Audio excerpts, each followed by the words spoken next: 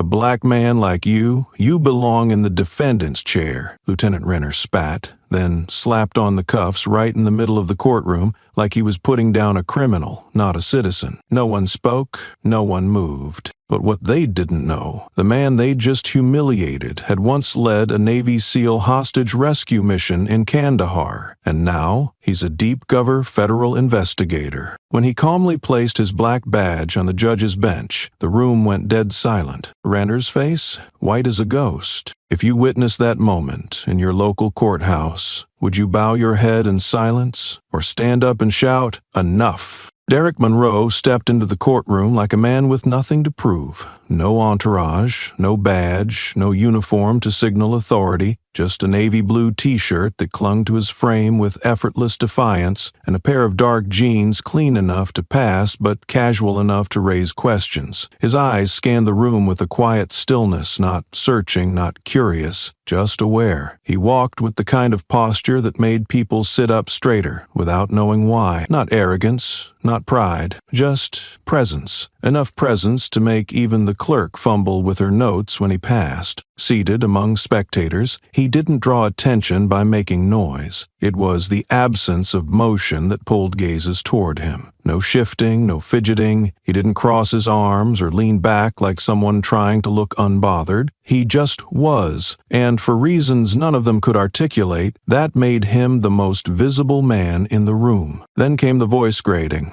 smirking, stained with a smog of authority. "Well, look at that," said Lieutenant Renner, stepping through the side entrance with a swagger soaked in habit. "Didn't expect to see your type in the front row." His eyes slid over Derek's skin like a sneer in motion. "You must be real cozy with courtrooms by now. What is a habit or a hobby?" Derek didn't answer. He didn't need to. He simply reached into his back pocket and pulled out a folded sheet of paper. The official summons, issued and signed, was sealed with legal necessity. He extended it toward Renner with the ease of someone handing over a parking receipt. Renner didn't take it. Instead, he stepped on it. The boot sole is grinding down slowly, deliberate. His fingers reached behind his belt, unclipping the steel cuffs with a metallic clink that echoed louder than the courtroom chatter. Then came the snarl. Not from his mouth, Renner was smiling. It came from the metal, as he yanked Derek's wrist up and twisted it around in one brutal, rehearsed motion. Click. The handcuff locked tightly around Derek's right wrist.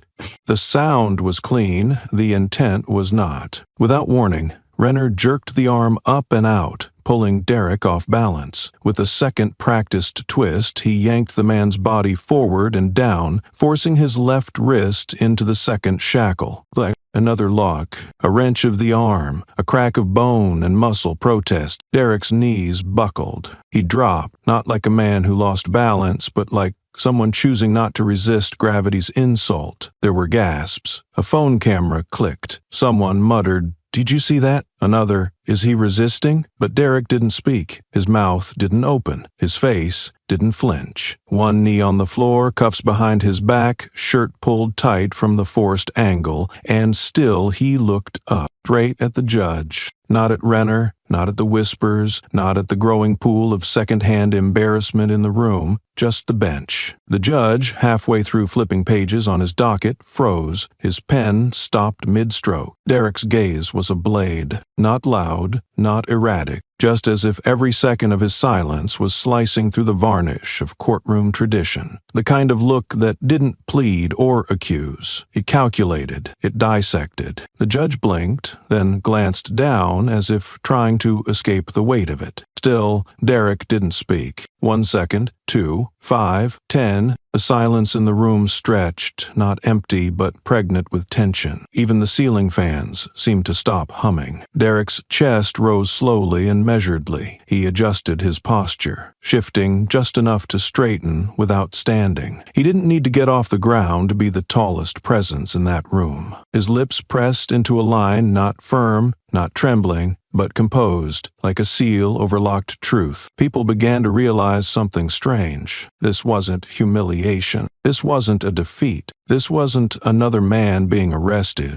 It was a performance, except Derek wasn't the actor. He was the director, and the stage belonged to him. The cuffs gleamed under fluorescent lights like ornaments on a rigged tree. His shoulders, broad and unmoving, refused to sag under the weight of the insult. His eyes, fixed and ice-cold, offered no flicker of panic, no spark of retaliation, in the terrifying patience of someone who knew that storms don't shout, they gather. Renner stood next to him, arms folded, a grin barely stretched across his lips. But that grin, smug, comfortable, started to falter when he noticed the courtroom wasn't murmuring anymore. They were watching Derek, watching his silence ring louder than any objection. Renner's voice tried to reclaim attention. "I guess you forgot your manners today," he said, loud enough to echo. "Or maybe just forgot where you belong." Still, Derek said nothing, and that nothing was unbearable. It wasn't pride holding him up. It was something deeper, older. The kind of resilience that didn't come from courtroom knowledge or legal training, came from standing too long in places where dignity was currency no one accepted. His left shoulder twitched slightly, result of the forced grip from earlier, but he gave it no acknowledgement. The tension in the room escalated to a new level, because suddenly it didn't feel like Derek was the one under arrest. It felt like the courtroom had been trapped in a silent interrogation. By him, the judge looked down again. A bailiff glanced at the other officers. Someone finally reached down and picked up the stepped-on sheet of paper, creased now, smudged by boot rubber, but still legible. It was real, the summons, official and binding, a document not meant to be underfoot. The truth began to unfold like smoke through a locked vent, and still no word from Derek. He stayed on one knee, spine a steel rod, gaze unbroken, breath steady. He wasn't waiting for someone to speak. He was waiting to see how long they could stand the silence. No outburst, no plea, no fury. Just a silence that became heavier with every heartbeat. By the 7th full second of unbroken quiet, the people watching began to question what they were seeing. Was this man in cuffs the threat, or the only one in control? Because nothing in Derek's posture asked for help. It demanded a witness. Renner's confidence dimmed an inch more. He shifted his stance, cleared his throat, looked at the judge as if to confirm he'd done the right thing. The judge didn't look back. That's when it hit them. The cuffs weren't a punishment. They were a prop, placed deliberately, worn deliberately, not to show subservience, to stage a contradiction. Here was a man on his knees, hands behind his back, freshly assaulted under the fluorescent watch of so-called justice, and yet, somehow, he radiated command. Every inch of him dared the room to think this was the first time he'd been underestimated. Every inch of him screamed, "You don't even know what I came here for." Renner stepped back, the cuffs still biting into Derek's wrists. Derek didn't flinch. The air thickened. The courtroom watched. The silence roared. And somewhere, deep in the gears of a broken system, something shifted. Not loudly, but definitely, like the moment before a structure cracks, or a plan begins. The silence hadn't broken, had thickened. The courtroom was still wrapped in the gravity Derek Monroe had conjured with nothing but his silence, his stillness, and his unshakable gaze. The air pulsed with unspoken recognition. It wasn't that people saw power in, they felt it. Not theatrical, not claimed, just there. Like gravity, invisible but undeniable. Renner, still standing beside him, sensed it too, though he'd never admit it. His jaw tightened, his fingers flexed over his belt, and the smirk that had colored his face began to twist into something uglier. The attention had shifted, not toward authority, but toward the man on one knee who hadn't said a word. Renner leaned closer, his breath sharp with the stench of entitlement. "You know what a courtroom is, boy?" he hissed, voice laced with venom disguised as experience. "It's the place where white writes black down.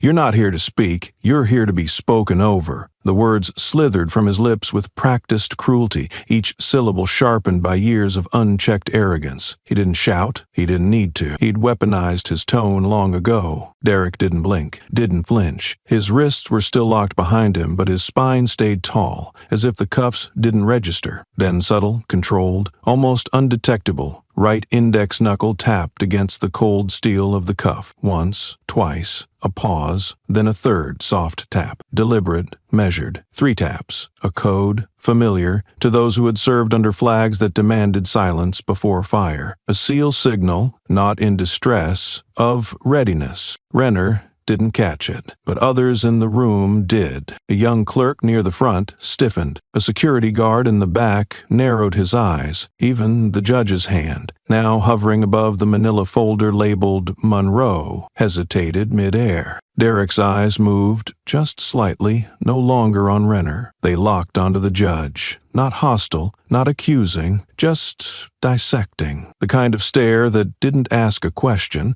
It presented an answer the judge hadn't realized he'd been dodging. The old man's fingers twitched. The folder trembled slightly, not yet opened, not yet exposed, but enough to show that the hand holding it no longer trusted itself. Renner, oblivious to the shift, scoffed. What? Nothing to say now? He turned toward the room, appealing to the audience like a jester trying to salvage a punchline. Thought so. That's the sound of guilt, folks. Dead quiet. But that wasn't guilt echoing in the room. It was a countdown, and Derek had just reached 0. With a slow, fluid motion that betrayed no urgency, no panic, and not an ounce of resistance, Derek shifted forward on one foot. The metal clinked behind him, still cuffed, still composed. Then, from the front pocket stitched into the left breast of his shirt, move that should have been impossible in his current position, produced a small black leather badge case. The movement was surgical, silent, unapologetic. He stood. Renner reacted, startled. "Hey, what the hell do you think?" But Derek was already walking, measured, 3 strides toward the bench,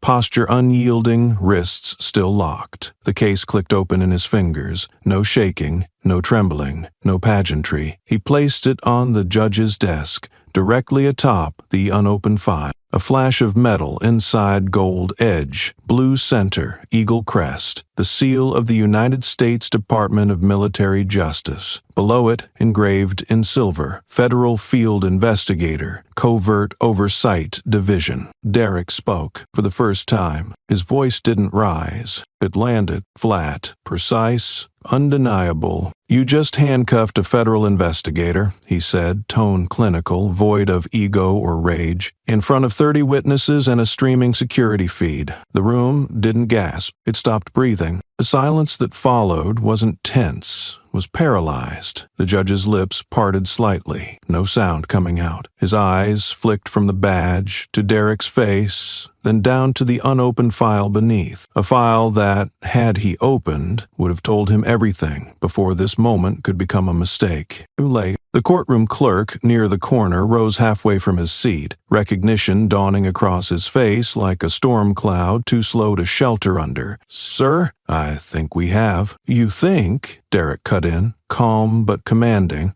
like a teacher correcting a child too old to keep making the same mistake. "It's a little late for think." He took a step back from the bench, still cuffed, still unreadable. Renner froze. His face didn't contort with fear, it warped with confusion, the kind that only exists in men who believe themselves immune. "What is this?" he barked, his voice louder now, defensive, desperate. "Some kind of stunt? You planted that? That's fake." Derek didn't answer him. He didn't even look at him. Instead, he looked at the court reporter's monitor, then at the judge's gavel, then at the overhead security camera. All were recording, all were watching, all were now evident. A storm of realization broke behind the judge's eyes. He opened the badge case, fingers trembling slightly as he read the embedded credentials. Not printed, not forged, federal, verified, time-stamped, with a classified clearance marker that required triple verification just to exist outside Washington. Derek's words returned, this time quieter but heavier. "I didn't come here for a conviction." He turned his head just enough to glance at Renner, only for a second. No expression, no smirk, just a glance that peeled the mask off authority and held up its rotting core. "I came here to test the temperature of your system," Derek continued, "and it failed." Still standing,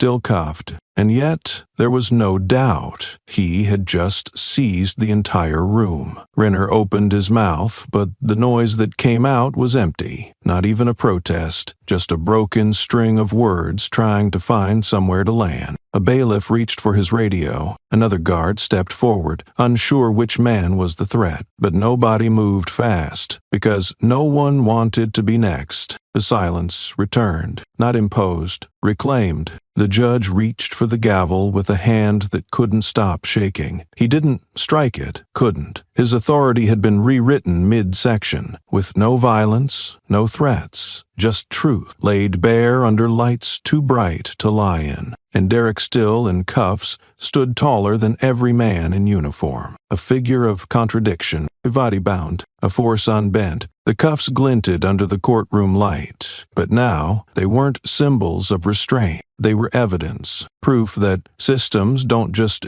expose themselves when they think no one will watch. And Derek Monroe was watching. He always had been. The weight of silence had never felt so orchestrated. Derek Monroe stood still at the center of the courtroom, the air around him coiled like a spring on the edge of release. His cuffs still wrapped tight around his wrists, but no one dared call him a prisoner. Not anymore. Not after what he had just revealed. Not after that badge had landed like a gavel of its own. And still, he hadn't raised his voice, hadn't uttered a single wasted word, yet somehow the entire room leaned toward him as if he were gravity incarnate. The judge hadn't spoken, the bailiffs hadn't moved. Renner, pale around the edges of his mouth, hovered in place like a man who had tripped but hadn't hit the ground yet. Derek, with clinical calm, reached into the inner lining of his waistbands, low, precise, and professional. From it, he retrieved a small, square black device, compact, matte finish, unmistakably military grade. No one stopped him. He held it up, thumb sweeping across the surface in one fluid motion. The screen lit blue. The seal of the Department of Military Justice shimmered briefly before giving way to a live stream interface. 3 pings echoed through the chamber, one syncing the device to the building's internal judicial surveillance network. The air tightened. Then came the flicker. The courtroom monitors, once idle or displaying static procedural info, blinked out, then lit up again with a video feed.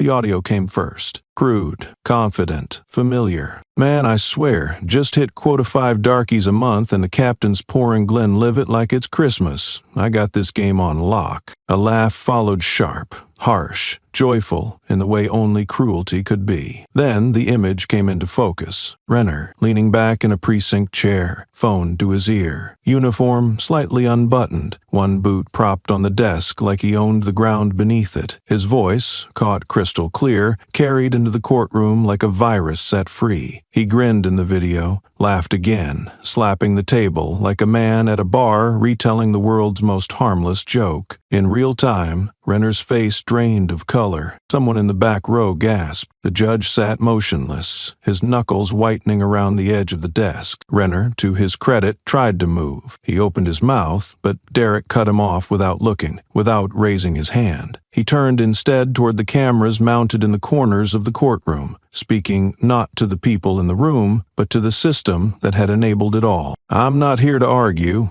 he said, voice cool, even, void of triumph. "I'm just here to let you hear yourselves." There was no flourish, no drama, just the truth presented like a diagnosis. The video played on, Renner's voice now louder, drunk on impunity. Most of them don't even fight back. You look them in the eye, they fold. I swear, the scared ones are the easiest, especially if you crack a joke while cuffing them. It just rubs off on the fence and slowly drives them away. A murmur rippled through the room, low and involuntary, not just horror recognition, the kind that doesn't leave room for disbelief, the kind that says, "He sounds too comfortable for this to be his first time." Renner finally broke his stillness. He moved toward Derek, jaw clenched, voice sharp and defensive. "This is out of context. That's private audio. You don't even have clearance to—" Derek didn't turn to face him. He simply lifted one finger and tapped the screen. The feed cut clean and sudden, right before Renner's video self muttered something too vile for even the walls to stomach. The silence that followed was surgical, like a scalpel pressed to the skin of every person in the room. "Context?" Derek's voice came quietly, almost gently. "You want context?" He finally turned to face Renner, the cuff still gleaming behind his back like chains on a lion. "You're the context," he said. "Everything else is the recording." The courtroom felt smaller, like the walls were leaning in. One of the assistant district attorneys shifted uncomfortably. A female lawyer from the defense bench rose abruptly and began to gather her files. Her hands moved too fast, her expression too tight. She turned, walking toward the exit, heels clicking against marble like a metronome marking the beat of guilt. The doors didn't open. She pressed the handle again. Nothing. A red light blinked above the exit. The courtroom doors were locked, not jammed, and secure. Derek spoke again, this time without looking at anyone. "Today is not a day to leave." The woman turned slowly, face drained. She sat back down, clutching her folder like a shield. "I issued a federal security hold the moment I stepped in," Derek continued. "Everyone in this room is now considered part of a live audit. Anyone who walks out, walks into a report. No yelling, no accusations, just data, just a consequence." The quiet became unbearable. Officers near the back took a step away from Renner, subtly, as if he might contaminate the floor beneath them. The judge swallowed, sweat now tracing a thin line down his temple. No one had ever prepared for this, not because they didn't think it was possible, but because they never believed someone would have the precision to prove it. Renner snapped. "This is a setup. You think some audio clip's gonna take down my record? You don't know how this system works, boy. It's built to bury people like you and protect people like me." Derek didn't blink. Exactly.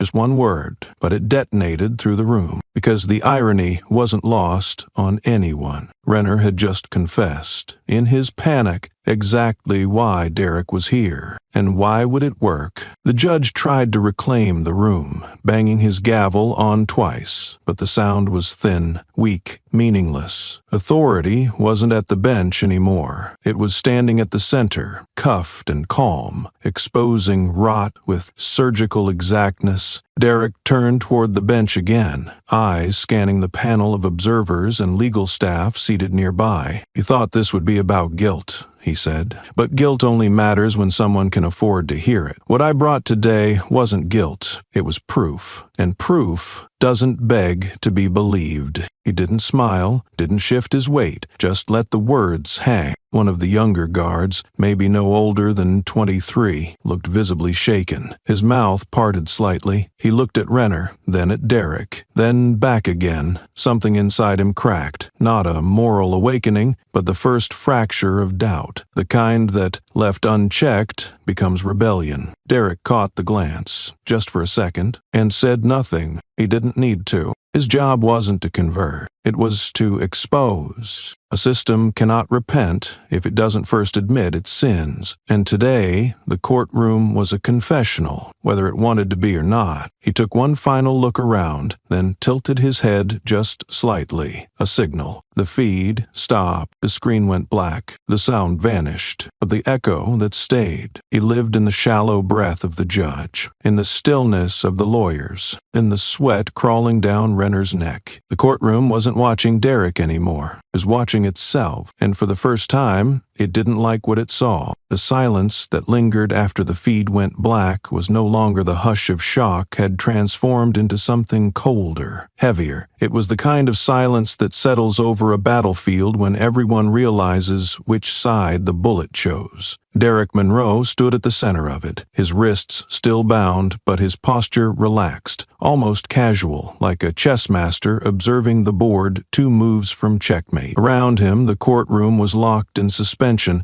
not by force, but by clarity. The truth had not knocked, had kicked the door down. and poured itself over the room like gasoline, waiting for a single spark. Derek provided it. Without looking at anyone, he reached into the side compartment of his tactical briefcase, subtle, unassuming, drew out a compact remote. No flourish, no announcement, just a press of a single button. Immediately, the central courtroom display flickered to life, the screen bright and stark against the somber air. A spreadsheet appeared, color-coded, time-stamped, unignorable. Names, dates, case numbers, locations, specific times. Each entry is tagged to one man. Renner, 15 cases, 15 handcuffings, 15 patterns of prejudice dressed up as protocol. Each incident lined up like a sniper's row, precise, clean, and damning. Derek didn't narrate. The screen spoke louder than any voice ever could. Then he spoke, not to explain, not to justify, only to punctuate. Wallace,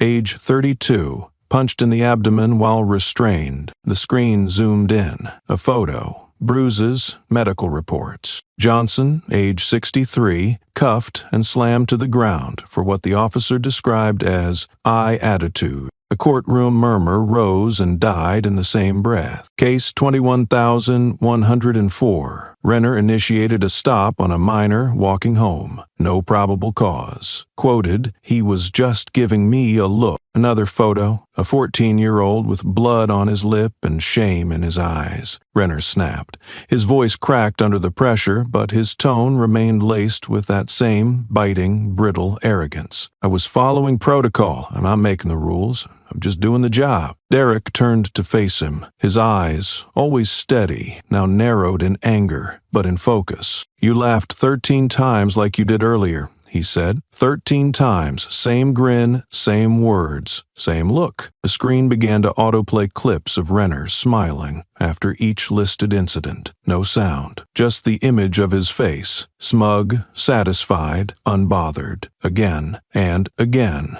and again. Each smile is more offensive than the last. Each one has its confession. Renner looked around the room, as if begging someone to defend him. But eyes had begun to shift, not just away from him, but toward Derek. And that shift was irreversible. Derek pressed another button. The display widened. 21 courtroom names appeared in glowing red. Each is marked as an active investigation. Each was tied to an officer or judge who had supported or overlooked patterns similar to Renner's. The judge at the bench inhaled sharply. One of the court clerks dropped a pen. It wasn't just about Renner anymore. It was about an ecosystem, a machinery built on silence, protected by ritual, and armored in jargon. Derek didn't raise his voice. He simply walked forward, cuffs still clinking lightly behind him, and laid a manila folder on the judge's desk. The folder was thick. The seal across the top bore the emblem of the Special Federal Oversight Board. The signature inside shimmered under the overhead light. An official request for the immediate suspension of Lieutenant Charles Renner, effective immediately, pending a full federal investigation. Signed,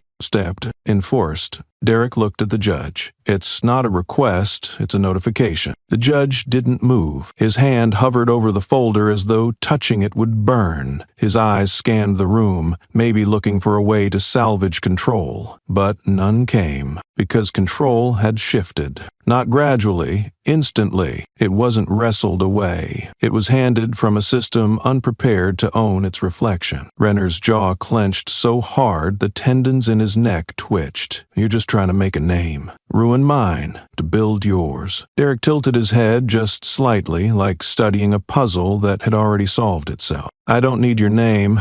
I brought facts. You brought attitude. Let's see which one survives the transcript." The LED behind them flashed again. Each listed courtroom lit up one by one, each a flare in a network of decay. And each data point name, each number landed like a bullet, not aimed at Renner's body, but at the illusion of his righteousness. He staggered slightly. No wound, but something deeper, his certainty taken the hit. This wasn't a debate. This wasn't even a fight. It was an exposure. A surgical excavation of a man who had buried his offenses under badges and paperwork, now dragged into daylight by a professional who knew where every bone was buried. Renner's voice cracked again. I was trying to keep the streets clean. Derek raised an eyebrow. For whom? He let the question hang. Not for an answer, but for its echo. Because that was the point. This wasn't about him. It never had been. It was about a badge wielded without honor, about a courtroom that had learned to turn away, about a system that confused silence for peace. Derek took a step back and let the judge stare at the folder he could no longer ignore. He didn't need the gavel to fall, because the sentence had already been spoken checked into every screen, every breath held by those who once watched passively and now realized they were part of it. This was a verdict no bench could deliver, because the punishment wasn't prison, it was the truth, unignorable, undeniable, and inescapable. The silence no longer served Derek Monroe, it obeyed him. As the final line of data faded from the LED screen and the list of systemic corruption etched itself across every soul in the room, the weight of inevitability settled like dust on a battlefield. No one moved, no one dared, and at the center of it all stood Renner, stripped bare, not of clothes or rank just yet, but of myth. The shield of impunity he'd worn like a second skin now peeled off, one spreadsheet cell at a time, and beside him, still cuffed but elevated by something deeper than any uniform could offer, Derek moved. With calm precision he shifted his stance, rotating his wrist slightly, a subtle stretch against the cold metal. Then, without asking for permission or waiting for assistance, he reached behind him with the dexterity of a soldier who had escaped tougher binds. A sharp, metallic click broke the room's paralysis as the cuffs unlocked. The sound echoed not loudly but symbolically, like a seal breaking on a sealed truth. He rubbed his right wrist, slowly, deliberately. The skin beneath reddened but not raw, not wounded, just reminded. He stepped forward,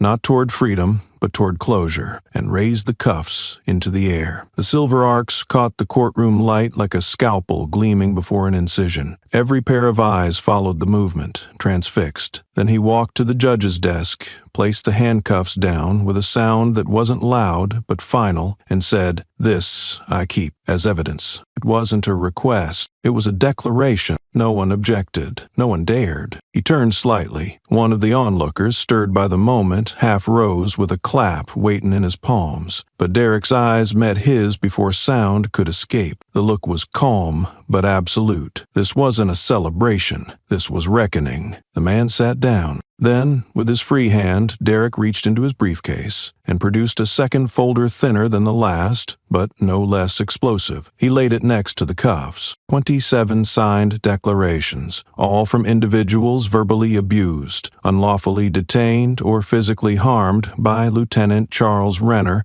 over the last 3 years. No two complaints used the same phrasing. The pain was original, only the source repeated. The judge's eyes twitched. He didn't reach for the folder this time. He didn't need to. The room had read it before it even opened. Renner's breathing changed, shallow now. His hands trembled slightly, and his bajois, perched on his chest like a trophy, seemed to weigh him down. And as though the air itself had judged him, a senior official from the department's oversight unit entered, flanked by 2 internal affairs agents. No words, just a single gesture. "Remove it." Renner's hands twitched as they reached up to his chest. Not defiance, not pride, just delay. The hesitation of a man removing the last illusion he had left. The badge clicked free from his chest, and for the first time, he looked smaller, not physically, but existentially. He stood like a man trying to breathe in a room where truth had vacuumed the oxygen from the air. "I'm still a cop," he snapped, voice high-pitched, cracking against the walls like a threat that arrived too late to matter. Derek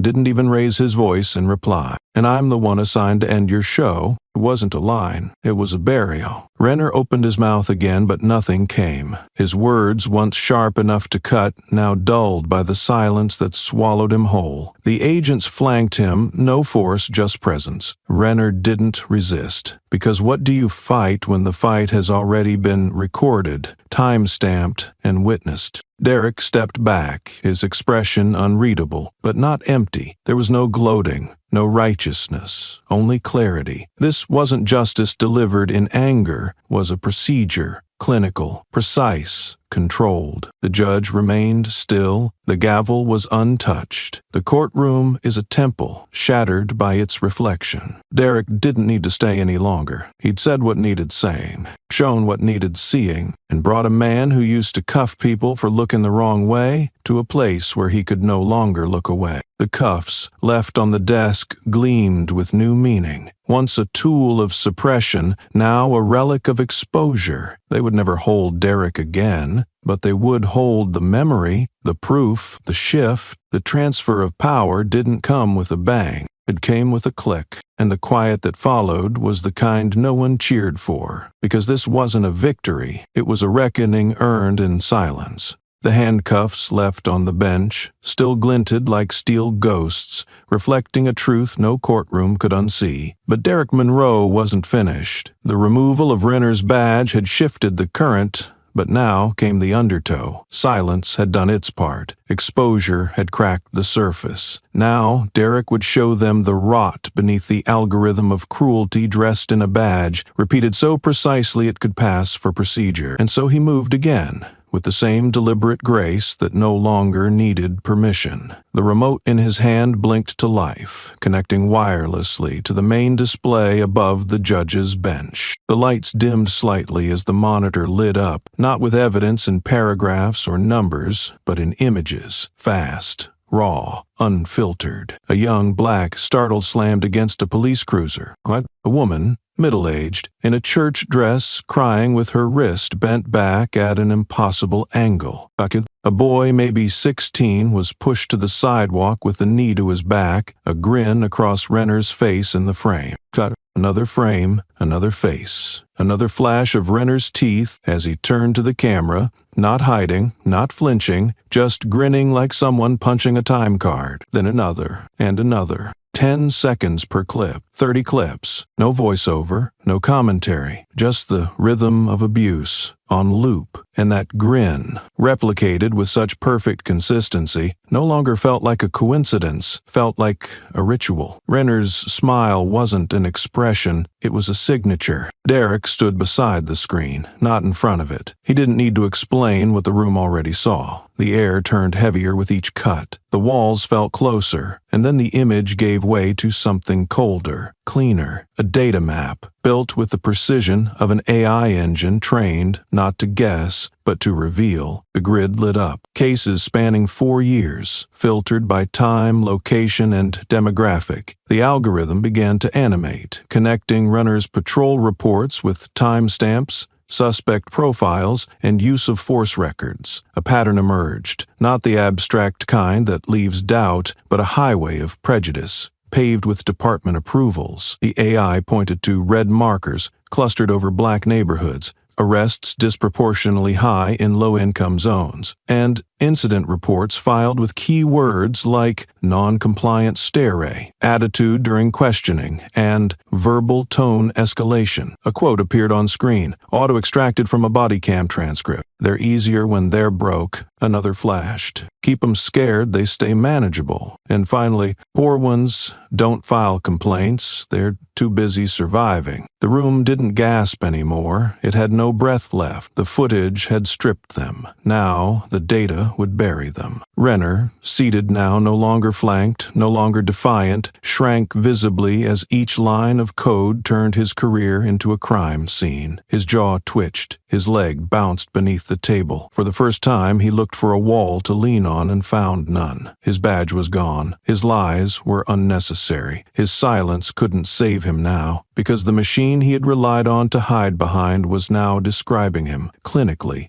mathematically, a pattern, not a man. And Derek didn't look at him once. Not anymore. Instead, he turned to the people seated in the gallery, officers, clerks, legal aides, reporters, witnesses, and he looked at them, every one with the unblinking intensity of someone who had been waiting for this exact moment to ask one question. "Is that smile a habit?" he said, voice low, "sharp, or is it policy?" No one answered, because they all understood this wasn't about Renner anymore. It was about every time someone laughed like that, and was rewarded. Every time a report was buried beneath paperwork and nobody asked why the suspect's wrist was broken. Every time, fear became a tool and power became amusement. The screen behind Derek now looped all 30 clips back to back, like a courtroom music box playing only trauma. The same expression on Renner's face, the same glint in his eye, the same curl of his lip. Smile. Right, repeat. Derek moved to the center again. You want to know why he smiled? He asked, more to the floor than the people. Because he thought no one was watching. Because the system taught him he didn't have to hide. He stepped closer to the bench where the judge sat, stiff as if carved from ash. But now you've seen it, you've all seen it. He looked around. Every set of eyes met his, then dropped away. You can't say you didn't know. You can't say there wasn't proof. You can't say he was a lone exception. You can only say if you let it happen again or not. Still, Derek never looked at Renner, because Renner was no longer the center. He was the symptom. The screen finally stopped. Silence returned, but it was different now. It wasn't relevant. It wasn't stunned. It was complicit. It was waiting for someone else to speak. And Derek wasn't about to fill it. His job wasn't to ease their guilt. It was to make sure they couldn't forget it. Renner sat with his hands folded in front of him, knuckles white, shoulders slumped. No grin. Not even a scowl, just absent, like he'd been scraped out of his own body and left with the shape of a man too exposed to hide behind anything anymore. There were no more objections, no defenses, no last words, just a room left staring at what justice looks like when you remove the robe and the rules and show it a mirror. And Derek, calm, deliberate, and undeniable, turned off the screen.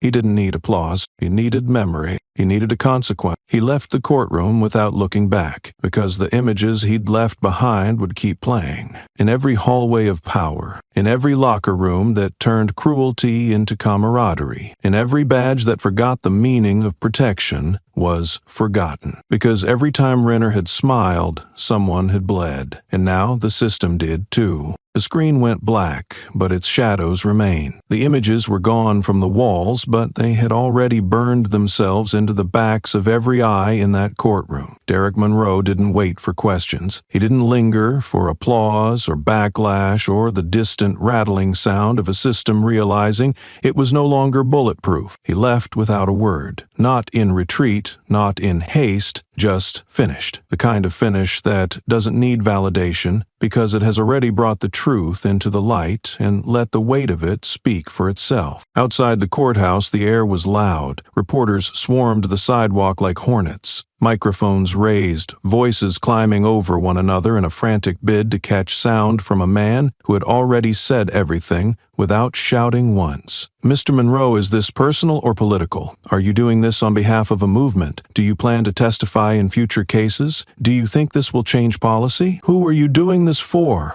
The questions came like gunfire. Fast, aggressive, empty. Derek didn't flinch. He didn't wave, didn't speak, didn't offer a single glance of acknowledgement. He simply kept walking. Footsteps unhurried, spine straight, eyes locked ahead, like the world behind him had run out of relevance. That night, he gave no press conference. No exclusive sit-downs, no prepared statements or strategic hashtags. The networks scrambled, hoping to catch him entering a hotel, visiting family, checking into a facility, but Derek was everywhere and nowhere. The image of him walking past cameras in silence became the most viewed clip in the country within 12 hours. And when asked again online, on cable news, across the headlines, what his message was, what his angle was, what he wanted people to hear, Derek finally responded. Not on a podium, not on television. He wrote it, 7 words. Black ink, white background, posted through a verified account linked to a government channel and shared with no caption. I don't want to speak for anyone, and underneath that, in smaller print, but I have enough patience for you to listen to yourselves. That was it. No speech, no battle cry, no revolution poster. But the internet exploded. The clip of him walking in silence, paired with the image of his quote, went viral within minutes. No soundtrack, no slogans, just the gravity of restraint. Comments flooded in. Some hailed him a hero. Others called him dangerous. Most just shared the quote again and again, across timelines, across borders, across beliefs. It was the silence that detonated. It was the fact that he could have shouted and chose not to. Renner, now suspended and humiliated, didn't choose silence. He chose defense. Within 48 hours, he appeared on a national news network, cleaned up, desperate, jaw tight, in that manufactured way people carry when they've lost control and are trying to snatch it back from their own shadow. He sat down with a sympathetic host, smoothed his tie, and leaned into the redemptive narrative. "This whole thing," he said, voice teetering between victimhood and defiance, "it's been blown out of proportion. I've served my community. I've made mistakes, sure, but the agenda behind this, it's not justice. It's theater." He tried to redirect. He smiled that old smile, though it cracked at the corners now. He interrupted the host to clarify data, spun terminology, and leaned on legal nuance. He threw around words like targeted, exaggerated, and unfair. But the air in the studio was off. It wasn't the heat of a comeback. It was the cold of exposure. Because no one could unsee what had been shown. Every word he said felt smaller than the silence that had preceded it. And then, mid-broadcast, his screen went dark. Not a glitch, not a network error, a deliberate cut. The station issued a statement 30 minutes later. "Due to ongoing federal review, we have suspended further interviews with personnel under active investigation." That was all. No camera would carry his voice anymore. Derek didn't respond, not even a repost. But a day later, without announcement or build-up, an audio file appeared on a government transparency archive. No video, no visuals, just sound. Derek's voice, measured, low, controlled. "Every time you speak," he said, "you lose a little more of the power you stole." Pause. "I won because I knew when not to speak." Click. That was it. No outro, no signature, just air. And that air, that space, was louder than any press briefing Renner had begged to finish. People shared the audio. They looped it. They quoted it in silence. They started posting black boxes with nothing but quotation marks and ellipses. Protesters held signs with no text. Commentators who once screamed for attention on air now paused, visibly shaken when discussing Derek Monroe. Not because he shouted over them, but because he never did. Silence became the message. Because in a world where everyone's screaming to control the narrative, it is the man who refuses to shout who suddenly becomes impossible to ignore. Renner faded fast, not into exile, but into irrelevance. People didn't cancel him, they stopped caring. His name became an afterthought. A ghost was buried under his noise. Derek, meanwhile, remained absent, and yet his presence stretched through absence, through stillness, through that unshakable, unflinching knowing. He had spoken in action. He had carved the truth in data. He had exposed a pattern, and now, by refusing to answer, he let the world live with what it had seen. No headlines, no podiums, just the echo of restraint. The lesson is that not every fire needs gasoline. Sometimes it only needs air. Under the dying hum of the court's ceiling lights, silence had a different weight now. It didn't descend gently like before, it pressed, suffocated. The kind of silence that only existed when truth was no longer abstract but printed, forwarded, and confirmed by timestamps. Derek didn't raise his voice. He didn't have to. A soft chime echoed as he tapped his screen. The courtroom's central display blinked once, then populated with an email header bold, subject line simple, Q3, Internal Enforcement Metrics, Priority Push. Attached was a short directive. Additional bonus if monthly arrests of black males exceed target, must reflect proactivity, use discretion with language in reports. No one breathed. The message had gone out from a regional enforcement coordinator just 3 weeks before, and the recipient, Lieutenant Renner. Derek didn't comment. He let the words hover like a toxic fog no one could clear. Then came the next blow. The screen splits to reveal footage, surveillance, time-stamped, uncut. A 17-year-old black teenager stood outside a convenience store, hands in pockets, shoulders hunched. Renner's patrol car swerved to a stop. He exited, no words exchanged, no warning, just the bark of a command, on your knees. That step off the curb just bought you a charge. The boy stammered, confused, then cried out as Renner slammed him against the car hood, twisting his wrist. You're lucky it's me tonight, kid. Others would have dragged you into traffic and let statistics clean the rest. Derek turned slightly, not to address the room, but to access another file. This time, a personnel evaluation form. On it, next to the officer's name, Renner, was a notation. Subject shows initiative. Targets are compliant, non-resistant. Descriptors noted, soft-bodied, easily led. Full mark. The words lingered like bruises. A soft exhale came from one of the court clerks. Derek didn't acknowledge it. His gaze scanned the walls, as if weighing whether the structure itself could bear what was next. A prosecutor, seated near the aisle, cleared her throat. Nervous, sharp, like someone hoping to divert a train with a whisper. Mr. Monroe, may I ask, what drives you in all this? Do you have a personal vendetta against Lieutenant Renner? Derek turned to face her. His eyes didn't flare. They didn't even narrow. They stayed as steady as steel pressed under heat. I am a soldier, he said. I don't need a vendetta to stop a man who shoots at those not holding a gun. The room tilted, spiritually if not physically. The prosecutor said nothing more. But Derek wasn't finished. He moved again. No theatrics, just movement precise enough to make stillness feel undisciplined. The next clip was audio only. Renner's voice crackled in, laughing. You know what I like best? The quiet ones. The boys who don't push back. You get them once, they don't rise again. You've got them for life. A second voice, a junior officer, asked, Don't they ever complain? Renner's reply was a smirk in syllables. They try. But who do you think writes the report? One of the younger staffers in the room covered her mouth. Derek paused the audio, then lifted his hand slowly and placed it on the surface of the judge's bench. Not to intimidate, but to remind. This is not a case file, he said. This is not an investigation. This is an autopsy on a protocol that pretended to be blind while keeping one eye open, only to target the darkest skin in the room. Renner's face was a study in erosion. He didn't shout now. He didn't spit insults. He sat still, jaw tight, as if trying to will his bones into something harder than consequence. The overhead display changed again, no longer words or images, but metrics, charts pulled from independent audits. AI-driven analysis showing statistically improbable arrest patterns. 83% of Renner's street stops were against black males. 91% had no citation filed afterward. 47% occurred in off-route neighborhoods not assigned to his patrol. The data was not an accusation, it was a confession written in binary. Derek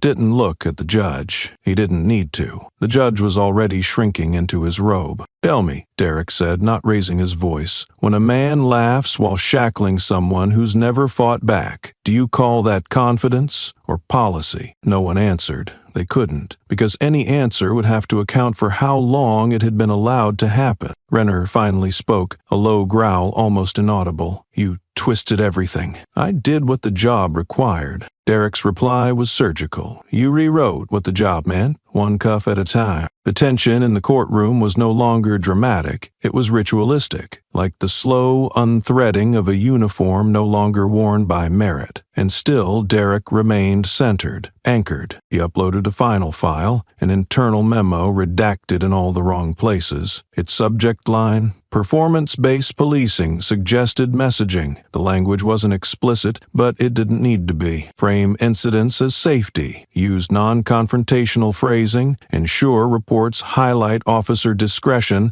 and subject unpredictability. Maintain racial ambiguity in press releases when possible. That memo hadn't been from Renner. It had come from higher. But Derek didn't trace it up the chain. He let it sit, like poison. Everyone had tasted, but refused to admit it was in their bloodstream. He looked across the room, eyes meeting those of the journalists, the bailiffs, the court stenographers, the interns, even the janitor near the back wall who had stopped pushing his cart. each gaze locked with Derek's, as if silently asking, "How long have we known?" He said nothing more, because by now they weren't waiting for him to speak. They were waiting to figure out why they had never listened before. And Renner, in that moment, did not look like a man caught. He looked like a man undone, not by force, not by threat, but by the unbearable weight of watching his own voice played back in a room where truth could no longer be thrown out as evidence, where cruelty had been documented too cleanly, where even silence had become a witness. The final image remained frozen on the screen, Renner's body language poised in a moment just before a shove, the 17-year-old's mouth open in protest. The frame was paused at the moment his eyes began to plead, and no one in the room could unsee it, not anymore. The final frame from the courtroom had not yet faded from public screens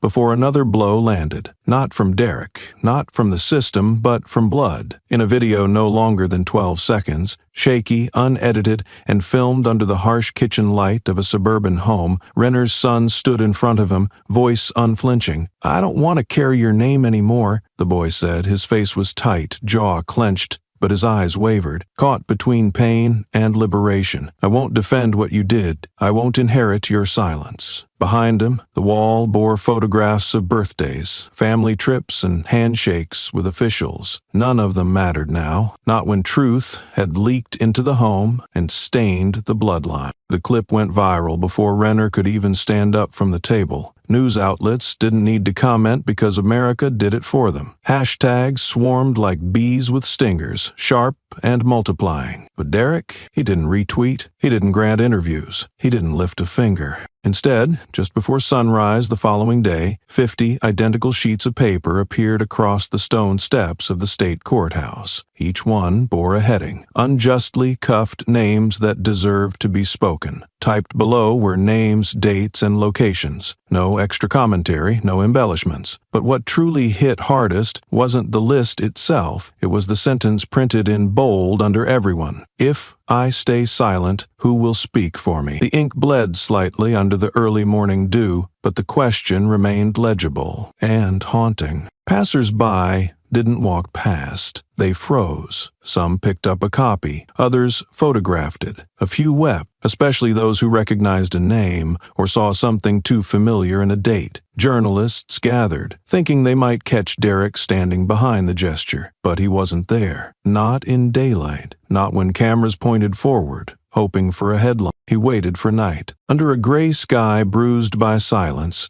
Derek stepped into view in front of Renner's suburban house. He didn't carry a sign. He didn't wear a uniform. He brought one item only, a folded American flag, weathered but intact. He walked up the empty lawn, eyes fixed forward, and planted the flag into the soil. No flourish, no performance, just a purpose. Then he turned and left. He didn't look at the house, didn't glance at the windows behind which Renner might have watched, trembling, hiding, or seething. Derek had delivered no message, and yet the silence screamed. It said, "This is still my country too." It said, "You will see this symbol, and remember you don't own what you've disgraced." And most of all, it said, "Justice never asked for your permission." Renner didn't come out, but the flag remained, waving not as an emblem of nationalism, but as a verdict, one not written by law, but by history in motion, by conscience long restrained, by truths that had crawled too long in the dark and now dared the dawn. By midday, images of the flag on Renner's lawn swept across every major news outlet, no captions needed. No debate panels dissecting its meaning. For once, America seemed to agree on what it saw. A former SEAL turned silent reckoning. A disgraced officer whose mask had been peeled away not by outrage, but by something worse, revelation. Renner's defenders, few and fractured, scrambled to reframe the narrative. They called it harassment, called it intimidation. One even claimed Derek had incited emotional warfare. But Derek never responded. He didn't have to, because this battle was no longer fought in statements. It was now imprinted into the national bloodstream. And Renner, he was not just a man with a broken badge. He was now a case study, a warning label, a name. held under light until it blistered. By evening, people gathered at the courthouse steps where the 50 sheets still lay. Some brought candles, others brought copies of their arrest records. No chants, no slogans, only presence, only the quiet defiance of those who had spent too long beneath a boot pretending to be a scale. Inside the house, Renner watched through the blinds. He didn't blink. His mouth stayed shut, lips thin, breathing uneven. The light from his kitchen cast his reflection against the window. For the first time, he didn't recognize the face staring back, and for the first time the mask he had worn so effortlessly, the practiced authority, the cold certitude, the casual violence wrapped in a badge, began to crack. Not because someone tore it off, but because sunlight had become too honest, and the lies too tired to hold shape. This was no longer about footage or statistics. It wasn't about legal memoranda or violations of code. It was about a weight shift, who carried it, who refused it, and who had been buried under it for too long. Derek hadn't lit a fire. He had only removed the shade from a flame that had always been there, quietly burning under the skin of every silent witness, every wrongfully detained teenager, every mother who heard her son come home in cuffs instead of stories. The message was simple: truth does not need to shout, it only needs to be seen. And tonight, beneath the battered flag of a nation trying to remember its spine, the mask that once made a man feared was melting, slowly, publicly, and without a single word from the man who tore it off. It didn't take long after the flag was planted for the air to change. Not the weather, not the breeze, but something deeper, denser, a kind of heaviness that filled every hallway, every inbox, every seat in the courtroom, like smoke without fire. People spoke less, eyes moved faster. Doors that once swung freely now creaked under the weight of second thoughts. And still, Derek said nothing. Until the system did. The courtroom was full again, though no one dared call it a trial anymore. The word felt too small, too clean. It was something else now. Something messier, older, like the reckoning of ghosts summoned by truth instead of choice. The same Fan Woodwin who had presided over Renner's hearing sat at the bench, his robe pressed, gavel in reach, but his spine had lost some of its height. Cameras rolled from discreet angles. Journalists hovered like vultures, dressed in press passes. Everyone waited, not for evidence, not for verdicts, but for a single moment to unfold. And then it did. Derek stood at the center, calm as gravity. He didn't raise a file, didn't summon a witness. He simply tapped play. The courtroom speakers clicked softly, then filled with a voice, not Renner's. This time it was older, steadier, deeper, a voice that had held sway over judgments for decades. The thumpfan, seated at the bench, froze before his own words returned to him like poison carried by wind. "Be firm with them," the voice said, clear and unapologetic. This court wasn't made for them to win. The them was silent in its specificity, but deafening in implication. It didn't need to be named. Every person in the room felt the slash of it, the incision cut along color lines, carved into courtrooms, and left unbandaged for generations. Chairs creaked as people shifted. Not a single cough, not a single whisper. Just eyes, dozens of them, turning like tides toward the judge at the front. And he knew. He didn't pretend to clarify. He didn't beg for context. His fingers trembled slightly before curling into a slow, deliberate fist around the gavel. Then, in one fluid motion, he placed it on the desk, not in anger, not in denial, but in something closer to surrender. Derek took a single step forward. He didn't raise his voice, didn't lace it with vengeance, just spoke with the kind of silence that carries a heartbeat. "This is why I didn't speak earlier," he said, "because I wanted you to say it yourselves." He didn't need more, because at that moment, the silence in the room wasn't empty. It was occupied by shame, by memory, by the cold recognition that what had just echoed wasn't new. It had simply been recorded, this time. The gavel stayed down. The judge didn't move to reclaim it. No declaration, no objection, no theatrical adjournment, just a man drowning in the echo of his conviction. At the center of the bench, placed gently beside the cold wood grain, was a single object, untouched, unacknowledged, and yet heavier than any ruling ever passed in that room. The handcuffs. Not worn, not spoken of, not even pointed at, just there. Stripped of names, ownership, or explanation, they sat like ghosts without peace. No one reached for them. No one dared, not because they were dangerous, but because they were honest, too honest. The kind of artifact that doesn't need history books to testify. It just needs to be seen in a room that had refused to look for far too long. Derek stepped back. He didn't glance at Renner. He didn't acknowledge the judge. He looked at the people, not the prosecutors, not the defenders, the people, the ones who sat through hearings like rituals, nodded through injustice like rhythm, and read verdicts as if they were prophecy instead of politics. And they looked back, not as spectators, but as witnesses, finally made complicit by clarity. The lights didn't dim, the clock didn't stop ticking, but something unspoken did end that day. Not with a scream, not with a headline, but with a courtroom that had finally run out of oxygen.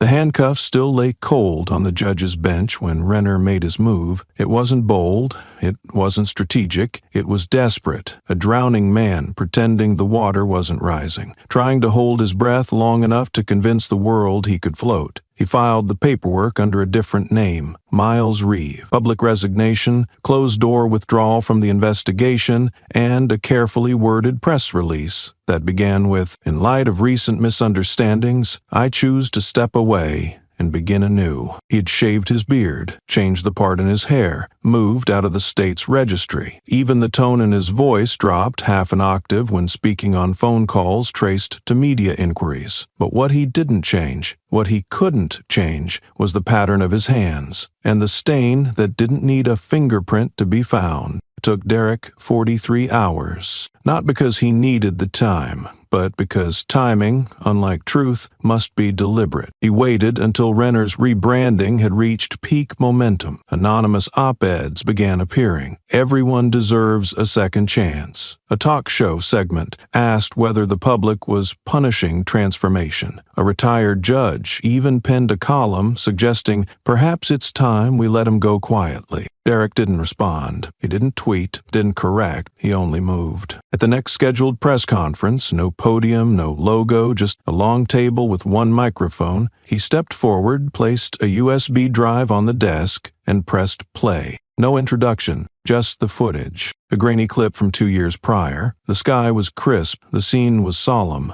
A public military memorial. Rows of veterans stood, backs straight, medals pinned. In the center stood an elderly black man, stoic, proud, in full uniform, hand raised in salute. The crowd was still, until Renner's voice sliced through it like a jagged edge. "You can't stand there." The veteran turned, confused. "That's for officers," Renner snapped. "Real ones. Move." The old man remained silent. One step forward. That's all it took. The handcuffs came out. Renner gripped his wrist without hesitation, twisting the arm that had once fired a rifle overseas, now shaking from the violence of home. "I don't care who you are," Renner spat. "That skin is reason enough." The video stopped before the cuffs locked, but the room didn't move. Couldn't. Derek looked directly into the lens of the press cameras. He didn't raise his voice. He didn't need to. His words came with the finality of a verdict, not appealed, but accepted. No name can cover a character. He didn't wait for questions. He didn't stay for applause. He walked away, unhurried, unshaken, because power never rushes when it already knows how the ending plays. The backlash was volcanic. Renner's new name trended for all the wrong reasons. Miles Reeve was dissected, dismissed, and destroyed in under 6 hours. Commentators tore into his shallow attempt at reinvention. Civil rights groups issued unified statements. The veteran in the video, now 84, spoke to the press for the first time. His words, "I fought under one flag abroad and got shackled under the same one here." But even then, Derek didn't claim victory. He didn't smile, because to him, this wasn't revenge. It was revealed. Renner, now exposed twice under two identities, was finally silent, not by gag order, but by futility. Every room he entered recoiled. Every online alias failed to pass unnoticed. His shadow followed him more loudly than any voice he could summon. He became a walking contradiction. Too known to be anonymous, too disgraced to be public. His only refuge was denial. But even denial required others to pretend with you. No one did. Derek remained untouched by the storm, not because he was distant, but because he had never made this about himself. His presence wasn't an anchor, it was a mirror. He held it steady and simply let men like Renner rot from reflection. And in that silence, one truth had settled across the nation. A new name might change what you're called, but never what you've done, and certainly never what you've become. The fallout of a name that couldn't outrun its sins had barely settled when the federal hearing was convened. Officially, it was labeled a special oversight session. Unofficially, everyone knew what it was. A reckoning delivered not with rage, but with restraint, sharp enough to cut through years of institutional amnesia. The marble chamber where it was held had seen centuries of rhetoric, but today the silence inside could have smothered thunder. Derek Monroe walked in alone, no assistant, no folder, no legal counsel, just a man in a plain dark suit, stepping without haste, wearing composure like a scar he no longer bothered to conceal. Opposite him sat 12 federal judges, their robes stiff, expressions measured, pens ready. They expected statements, names, accusations. They were prepared for outrage, expecting him to do what systems always anticipated from the harmed: beg, shout, demand recognition. He sat, eyes level, spine unmoved, and then he tapped a key. The first screen lit up. There was no introduction, no fade-in, no narration, just the grainy footage of a courtroom hallway, time-stamped and labeled Case 10,412. A black teenager stood alone, hands behind his back, eyes hollow, a single cuff biting into one wrist as two officers laughed behind him. No sound, just posture, light, and the unbearable weight of an unrecorded explanation. Then it cut. Next file, another hallway, a woman in church clothes, elderly, crying without motion, seated on a bench with cuffs tightening around swollen wrists. The officer never looked at her. Her eyes searched not for rescue, but for proof that she existed. Another cut, a third file, then a fourth, a fifth. Each one offered no screams, no gunshots, no dramatics. Just human beings in moments the system never expected to see the light. Their faces didn't need audio, their eyes said enough. And Derek played 12 of them, 12 faces. 12 arrests without reason, 12 echoes of compliance met with steel. No one interrupted. Not one gavel touched the desk. The judges stared, still as statues carved from decades of legal justifications. A few lowered their gaze when the sixth video played. One wiped his glasses when the 10th paused on a child too young to spell obstruction. When the last clip ended, the room stayed frozen. The screens went black, but the images hung in the air like dust. No one dared breathe. Derek waited. Then he leaned forward, speaking not to provoke, but to puncture. "I won't read their names," he said quietly, because the system didn't care to learn them. The sentence didn't rise. It sank, slow and final, like a stone dropped into water that looked calm only from the surface. No one answered, because there was nothing left to contradict. No memo could explain it away. No language could soften the shame. Derek had not come to argue. He had not come to win. He had come to hold up a mirror so still, so unforgiving, that the court couldn't look without seeing the rot in its reflection. Still, one judge cleared his throat, then said nothing. Another gripped his pen as if it could anchor him back to legal comfort. But the moment had already drifted beyond procedure. No ruling was read, no judgment rendered. The hearing adjourned itself through inertia, not authority. The judges didn't leave in pairs. They filed out separately, shoulders tight, robes heavier than they'd ever felt. Because this wasn't a loss in a courtroom, it was a wound revealed in the architecture. And Derek, he remained seated for a few seconds longer, gazing up, not at the judges, not at the reporters behind him,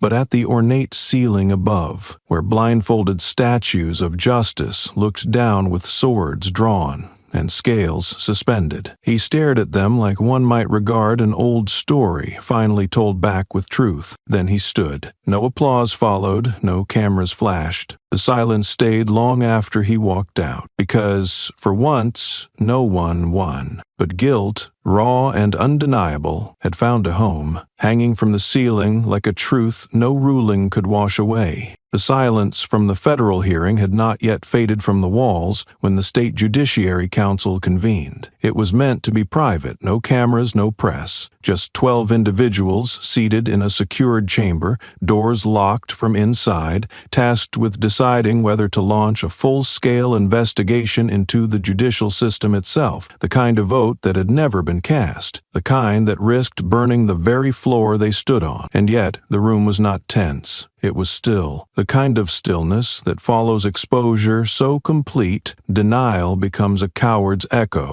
Ballots were handwritten. Each name was recorded by hand, each vote circled without comment. 11 went as expected. Murmurs of uncertainty, veiled allegiance, and calculated abstention. But the 12th shook the room like thunder under marble. Judge Elias Godfrey, 72 years old, a titan of originalist interpretation, 3 decades on the bench, an icon to the conservative legal establishment, known for speeches about law's immutability, for refusing to revisit precedent even in the face of time's erosion. No one had anticipated his vote, least of all the council's moderator, who read it twice before daring to speak it aloud. A single word, but it landed like a crack in a foundation, a rupture where stone had always assumed silence was strength. Reporters caught wind before the ink dried, not from leaks, but from the absence of expected resistance, and by mid-afternoon the state was vibrating. Networks ran headlines in disbelief. Hardliner backs internal investigation. Editorial boards scrambled to rewrite op-eds. News anchors whispered his name with equal parts reverence and confusion. Godfrey didn't respond to calls. He didn't issue statements. But when pressed at the courthouse steps, surrounded by a crush of microphones, he said only one thing: I cannot teach my son to believe in justice if I don't act when it fails. Then he turned and left. No rhetoric, no elaboration, just a sentence heavy enough to tilt the state. The simplicity of it echoed further than any argument could have, because it came from a man who had once opposed even the public release of racial disparity statistics, a man whose name had been attached to doctrines built on stone walls and locked doors. And now he had unlatched one from the inside, not with regret, but with clarity sharpened by what he'd seen in 12 silent video clips, in 12 broken gazes, in one man's refusal to scream. Derek didn't respond. When journalists surrounded him outside the state building, asking if he had orchestrated Godfrey's change, he said nothing. No smirk, no nod, just a measured breath that let the question collapse on its own. Later that evening, long after the media had shifted their lenses elsewhere, Derek walked into the Judicial Annex building, quiet, unannounced. He climbed the stairs, turned down a hallway lined with portraits of men who had never looked like him, and knocked once on the door that bore Godfrey's name. The judge opened it himself. They didn't shake hands. They didn't sit. Derek looked the man in the eye, not as an adversary, not as a victor, but as a witness. Then he spoke, voice steady, uncoded. Thank you for choosing to begin again, even late. Godfrey didn't reply. He didn't need to. The weight had already shifted. And in that moment, nothing exploded, nothing crumbled, but something tilted, something slow, tectonic, and undeniable. A vote is just ink until it lands at the right moment. This one didn't just authorize a review. It cracked a lineage of silence. It carved space for new names to be spoken and old scars to be counted, not hidden. Because sometimes it's not the speech that changes a system. It's the pause that follows a man finally saying, "I was wrong." And one vote, cast without ceremony, without excuse, had just made the walls listen. The vote echoed through the chambers of power, but in Derek's world it ended like most victories worth having, quietly. He didn't celebrate. He didn't post a speech. The night swallowed the applause before it could begin. But the silence didn't last long, because guilt, when it finally realizes it cannot outrun the mirror, finds its way to the doorstep of the one who held it up. It was past midnight when Derek opened the door. Not startled, not alarmed, he had heard the footsteps long before the knock that never came. The man was already there, on his knees. Renner didn't wear a badge. He didn't wear the uniform. He wore plain clothes, plain shoes, a face that had aged 10 years in 10 weeks. Rain clung to his shoulders like penance. He wasn't hiding from cameras. There were none. He wasn't performing. No one was watching, except Derek. The man who had once twisted wrists for power now dropped his hands at his sides, fingers curled toward the ground, not in submission, but in fatigue. Fatigue, the kind that doesn't come from running, but from running in circles around the truth. His voice cracked, not broken, just real. "I'm not asking you to forgive me," he said, eyes down, gravel scraping his words. "I just don't remember when it started, when the line blurred, when I stopped seeing people and started seeing categories." Derek didn't answer. He walked back inside, returned with a single sheet of paper. It wasn't a legal document. It wasn't a press release. It was a list, dates, times, locations, initials, each one a moment. Each one has a scar. He placed it gently on the concrete in front of Renner. Didn't kneel, didn't lean, just lowered his hand and let the weight fall where it belonged. Renner stared at it. His throat tightened. He didn't touch the paper. He couldn't. Derek finally spoke, voice low, not soft, words sharp as stone smoothed by decades of discipline. "You don't need to apologize to me. You need to apologize to every person you ever called a subject, every kid whose name you never asked, every mother whose arms you cuffed before you saw her age, every father you dragged without wondering who was watching." Renner didn't nod. He didn't weep for pity, but the tears came anyway. Not for redemption, but for recognition. The face he had worn in every courtroom, every arrest, every report, detached, unbothered, armored, was gone. What was left was skin, cracked open by the unbearable weight of memory that could no longer be edited. "I thought I was the gate," Renner said, voice trembling. "I thought justice had to come through me." Derek didn't blink. No gate chooses who enters. It either opens or it stands in the way. There was no one else there. No journalist, no camera, just two men. One unbent, the other unraveled. One who had always known the line. One who had spent a career pretending it didn't exist. And yet, even now, Derek didn't reach out to pull him up. He turned away, steps measured, spine straight as ever. But before disappearing into the house, he spoke one last time. Not cold, not cruel, just final. "Don't ask for forgiveness if you still believe this was a professional mistake. It wasn't. It was a way of life." The door closed behind him, and Renner stayed on his knees. Not for mercy, but because it was the first time he had ever felt the weight of every decision without a badge to shield him. The night Renner knelt had passed with no headlines, no flashbulbs, no applause, but something had cracked open in the silence. Something the system could no longer patch with policy or press releases. And so, when morning came, it did not come gently. It arrived with the weight of consequence and the dread of confrontation, as the final report of the federal investigation was scheduled to be delivered in the very room where so many had once been sentenced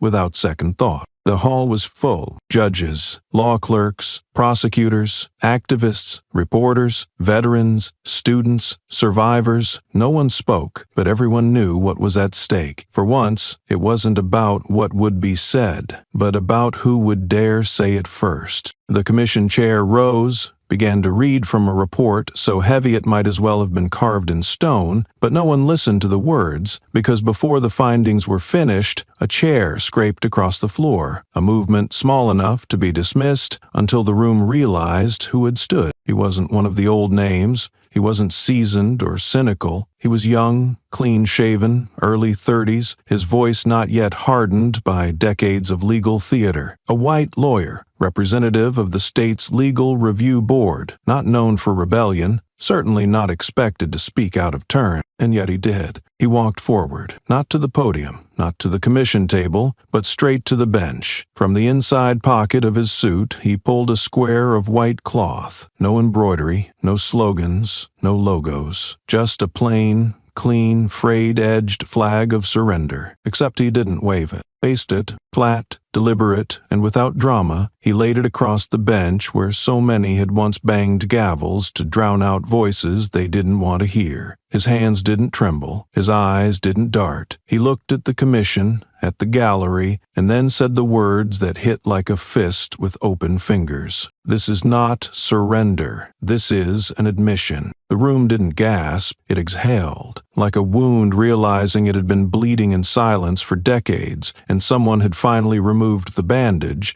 instead of replacing it with another lie. People looked around, not for cues, but for confirmation that this was real, that someone from within had stood against what they were trained to protect, that someone who didn't wear the weight of oppression still chose to carry its recognition. Derek sat in the front row, still, unmoved, but not indifferent. He rose slowly, stepped forward just enough so that his voice would need no microphone. "I don't need you to kneel," he said, not cold, not theatrical, just undeniable. "I need you to stop speaking over those who've been forced to scream, just to be heard." That was all. No indictment, no demands, no list of policy reforms, just a line of clarity so sharp the walls felt it. The young lawyer bowed his head, not out of guilt, but respect. He returned to his seat without retrieving the cloth. It remained there, folded like an echo, flattening the bench with the weight of its simplicity. In the room stood, not in applause, not in salute, but because sometimes the most radical thing a system can do is stand for something it once buried. Not everyone understood the full scope of what had just happened, but they felt it. The judges who once scoffed now pressed their lips shut. The assistants who used to draft templated apologies stared at the cloth like it were holy. The survivors didn't cry. They didn't cheer. They just looked forward for the first time. No one touched the flag. No one dared. Because, for once, the courtroom didn't belong to those who wrote the rules. It belonged to those who finally watched them bend. And Derek, he didn't smile. He didn't linger. He turned and walked out, leaving behind not a revolution, but something far more dangerous to any institution that had lived off denial, an acknowledgement. The white flag still lay across the courtroom bench like an indictment folded in cloth. But while the system began its slow, reluctant crawl toward recognition, Renner vanished. No press release, no formal statement, just disappearance, abrupt and unceremonious. He left the suburbs, the city,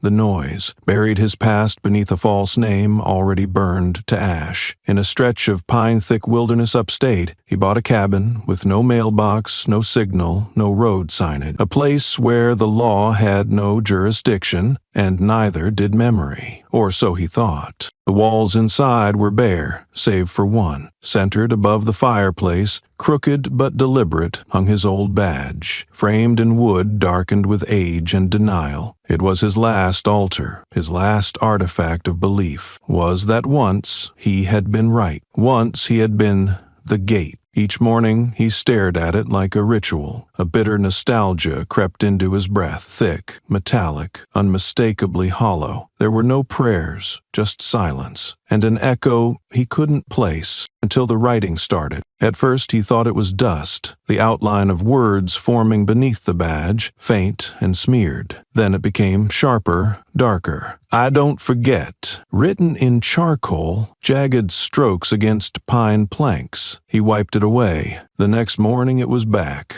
bolder. "I don't forget." He locked the cabin, boarded the windows, bought a flashlight with a serrated edge, but it made no difference, because truth does not knock. It reappears. Within days, new words bloomed across the outside wall, above the door frame, beside the rusted propane tank, across the rain-warped deck. This is justice when it can't find its reflection. No signature, no threat, just judgment without a jury. Then came the drawing. One morning, bleary-eyed and trembling from another sleepless night, Renner stepped outside to find a portrait etched across the cabin's side wall, in rough, brutal detail. It was him, not the man from ID cards or public hearings, but the version caught on body cam, lips curled, wrist twisted into someone else's neck. The expression was unmistakable, a face not of authority, but hunger, one that fed off compliance mistaken for order, and underneath it, "This is what happens when the gavel serves the mirror instead of justice." He screamed, picked up the hatchet, swung it wildly until slivers of wood burst from the siding. The drawing shattered, the words split, the wall gave way. But the next day, it returned. On the inside, same words, same eyes, same truth. He removed the badge, tried to burn it. The frame caught fire, but the steel didn't melt. It charred at the edges, hissed as if resisting burial. He buried it under stones behind the cabin,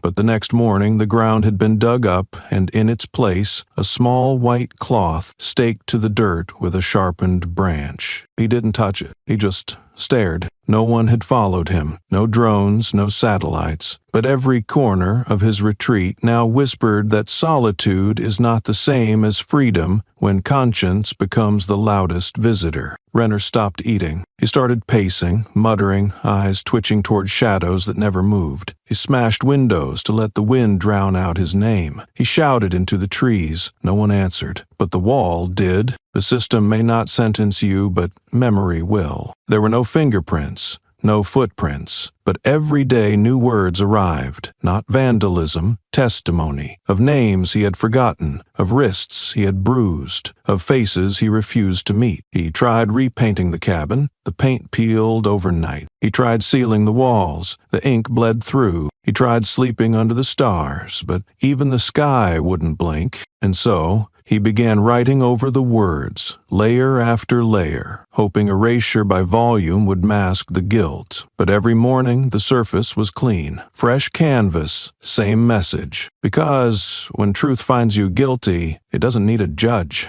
It remembers for you. And in the middle of a forest, where he thought silence would grant him asylum, Renner discovered what Derek never had to say aloud. You don't escape a legacy that was never yours to own, only to destroy. He'd built himself a shrine, but shrines need faith, and no one, not even Renner, believed anymore. The cabin still stood, but its walls no longer belonged to Renner. They belonged to memory, and memory had never needed permission to stay. Far away from those rotting planks and scrawled sentences, in a campus library half a state away, a very different conversation was taking place, the kind that doesn't break systems, but begins the quiet work of replacing them. They were young, not naive, just unburdened by the rust of tradition. Final-year law students, freshly cynical, deeply curious, and hungry for something the textbooks had not given them. They requested a meeting not with a professor, not with a judge, but with the one man whose silence had made more noise than any protest they'd studied.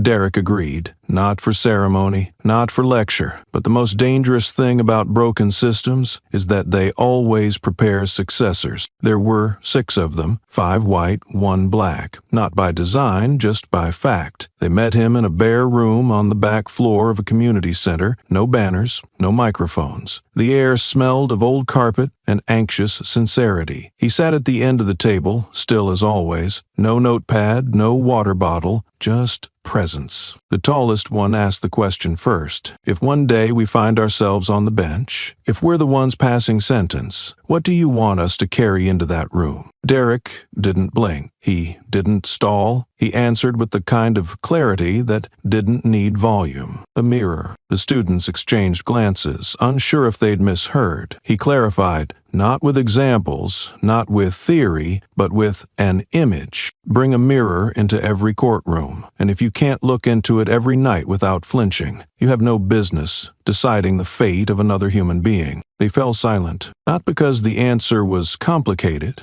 but because it wasn't. He didn't elaborate, he didn't list names or recount the horrors they already knew. Instead, he let the sentence settle heavy, slow, like truth written into concrete before the cement dries. One student finally asked, softly, "And what if the reflection changes?" Derek leaned forward slightly, voice low but immovable. "Then make sure it's still yours. Not the robes, not the states, not the crowds, yours." They wrote it down. Every word. The mirror became more than a metaphor. It became a commandment. Within weeks, the phrase appeared in orientation materials across 3 law schools, then 5, then 17. Not because it was trendy, but because it was necessary. Because for the first time, future judges were being trained not just to study case law, but to recognize their own capacity for blindness. In the revised judicial ethics curriculum, the line sat above the fold in bold. Bring a mirror. If you can't face it at night, don't sit in judgment by day. It wasn't credited to Derek. He didn't ask for that. The ones who printed it knew who said it. That was enough. Inside lecture halls, professors adjusted syllabi. Students whispered about it during mock trials. Some dismissed it as idealism. Others called it radical restraint. But for those who understood the weight of a robe and the reach of a gavel, it was something more. It was a warning that justice, stripped of self-awareness, becomes ritual violence in slow motion. And so, across a generation,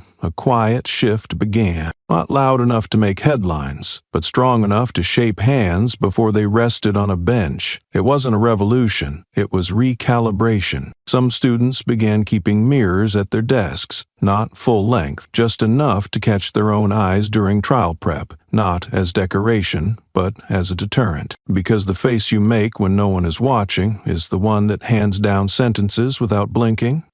And Derek, he never gave another lecture. He never returned to the campus. But the question he answered that day began to echo far beyond that table, beyond the courthouse, beyond the headlines, into clerk rooms and code books. In the field of law, no statute can teach conscience. And somewhere between that folded flag and that scrawled cabin wall, a generation emerged. Not perfect, not clean, but watching, because someone finally had taught them, never judge a man before you've survived the sight of your reflection. The words about the mirror hadn't yet faded from classroom chalkboards when something else arrived. It came not through broadcast or interview, not from any public stage or legal conference, but in the oldest form of reckoning, a letter. No seal, no header, no formal title, just parchment and black ink, addressed not to a person, but to a system. It landed on the desks of court administrators, federal clerks, circuit judges, assistant counsels, slid beneath doors, forwarded in quiet CCs, opened with caution, and when they read it, they didn't speak, because some truths don't land with noise. They arrive like a shadow falling across your nameplate. There was no greeting, no to whom it may concern. It began the way a verdict begins, inevitable, undeniable, already decided. I don't need your apology. The sentence didn't ask, it declared. I don't need your panels or your resolutions. What we need, is a system that doesn't require silence as proof of survival. Wasn't signed by the title, no reference to his federal clearance, his combat service, his investigations, or his courtroom presence. None of the credential systems usually demand to justify the truth. Or at the bottom, He wrote simply, "From someone once wrongfully cuffed, but never once bowed." It took less than 24 hours for the letter to go viral inside the judiciary, not through social media but through institutional veins, intranet servers, secure threads, and word of mouth from clerk to clerk. Some printed it and taped it inside their file cabinets. Some read it twice and left it on their desk all weekend. A few, especially the ones who remembered how Derek had stood, silent, cuffed, and unflinching, read it out loud to empty courtrooms before locking up for the night. What shook them wasn't the style. It wasn't poetic. It didn't use metaphors or courtroom dramatics. It used restraint. Every line of the letter felt like it had been boiled down from years of burning, filtered through silence, until all that was left was steel. You want to move forward? Fine, but start here. From this moment on, no wrist gets cuffed in a courtroom without a camera watching, without footage archived, without review unfiltered by rank or robe. That line broke tradition like glass, not because it was radical, but because it was impossible to defend against. Courtrooms had always recorded testimony. They had always filmed trials. But what they had never done, what Derek was now forcing into the center of the table, was to turn the lens around, not toward defendants, but toward the hands that locked them. He wasn't asking for reform. He was refusing to let his silence become someone else's inheritance. By week's end, 3 state Supreme Courts had voted to adopt the policy. By the end of the month, a federal oversight committee drafted guidelines for independent monitoring of all courtroom restraint procedures. The term Derek Protocol began to appear in preliminary memos, not as praise, but as pressure, a phrase meant to remind systems that power unused is not weakness, it is lethal clarity. Derek never spoke about the letter, never followed up, never claimed the wave started, because it wasn't written to be credited. It was written to survive. In one courthouse in Mississippi, a judge placed a printed copy beneath the glass of her bench. She didn't tell the attorneys, she didn't tell the bailiffs, but every time she looked down before ruling, she saw those words. "I don't need your apology." Because apologies never undo steel against skin. And because the only thing worse than a wrongful cuff is a courtroom pretending it was just part of the procedure. That letter didn't aim to shame. It aimed to interrupt. And in a system built on repetition, interruption is the first miracle. Derek didn't ask for change. He made sure silence would never again be mistaken for consent. The letter had already altered policy. The phrase, "wrongfully cuffed but never bowed," had been quoted on the Senate floor. Oversight committees were rewriting their protocols, but Derek remained silent, not because he had nothing left to say, but because everything that needed to be said was already echoing through the walls of rooms that once silenced voices like his. And while the system scrambled to revise its codes, rules, and reputations, one name began to vanish, not in a blaze, but in a quiet, deliberate erasure, not by protest, but by collective instinct. Renner. He wasn't mentioned in the media anymore. No profiles, no follow-ups, no reckonings. His disappearance wasn't scandalous. It was surgical. Editors removed his name from retrospective op-eds. Footnotes citing his cases began using case numbers instead of attribution. Law journals that once praised his assertive enforcement patterns now skipped over the years he operated altogether. The silence around him wasn't mercy. It was quarantining. But inside training seminars, orientation sessions, and internal ethics briefings, his name returned, not as a person, but as a warning. Don't become a Renner. 3 words. Cold, flattened, delivered without explanation, yet understood instantly. It meant, don't dehumanize and hide behind rank. Don't confuse control with justice. Don't assume the badge makes you right. It only makes you responsible. In one department meeting, a lieutenant slammed his palm on the table when a rookie questioned a use of force scenario. "Do you want to end up like Renner?" he snapped. The room went still. He didn't need to clarify, because Renner had become a consequence. Not a person, Not even a villain, something worse, a lesson. And that lesson burned deeper because it didn't come with blood or courtroom gavel theatrics. It came with a slow, spreading rot of reputation decay, a legacy infected by its blindness. Promotions that once cited his name as a reference now avoided him entirely. His commendations were quietly delisted from official websites. His photographs were removed from the precinct wall. A portrait that once hung in the training division hallway now occupied a box in a locked archive no one wanted to claim. In locker rooms and bar backs, he was referred to not in anger, but in whispers. He got Rennered. Things on the Renner path. You're not about to pull a Renner, are you? No one needed a definition. The connotation was enough. Misused authority meets institutional shame. And yet, there was no movement to erase him publicly. No statute, no formal exile. That wasn't necessary. His downfall hadn't come from a headline. It had come from recognition. The slow, haunting realization within the system itself that it had protected him for too long, until the weight of that protection crushed its spine. But the collapse wasn't dramatic. It wasn't cinematic. It didn't come with shouting or sirens. It came with chairs pushed back, files deleted, and names left out of lectures. It came with a pause whenever a story about policy was told, then a redirection away from the years his name had once dominated. It came with avoidance, with revision, with muttered regret that no one dared spell out. One afternoon, in a training camp in Southern Virginia, a young officer raised his hand during a case study session. "Who's Renner?" he asked, genuinely. The instructor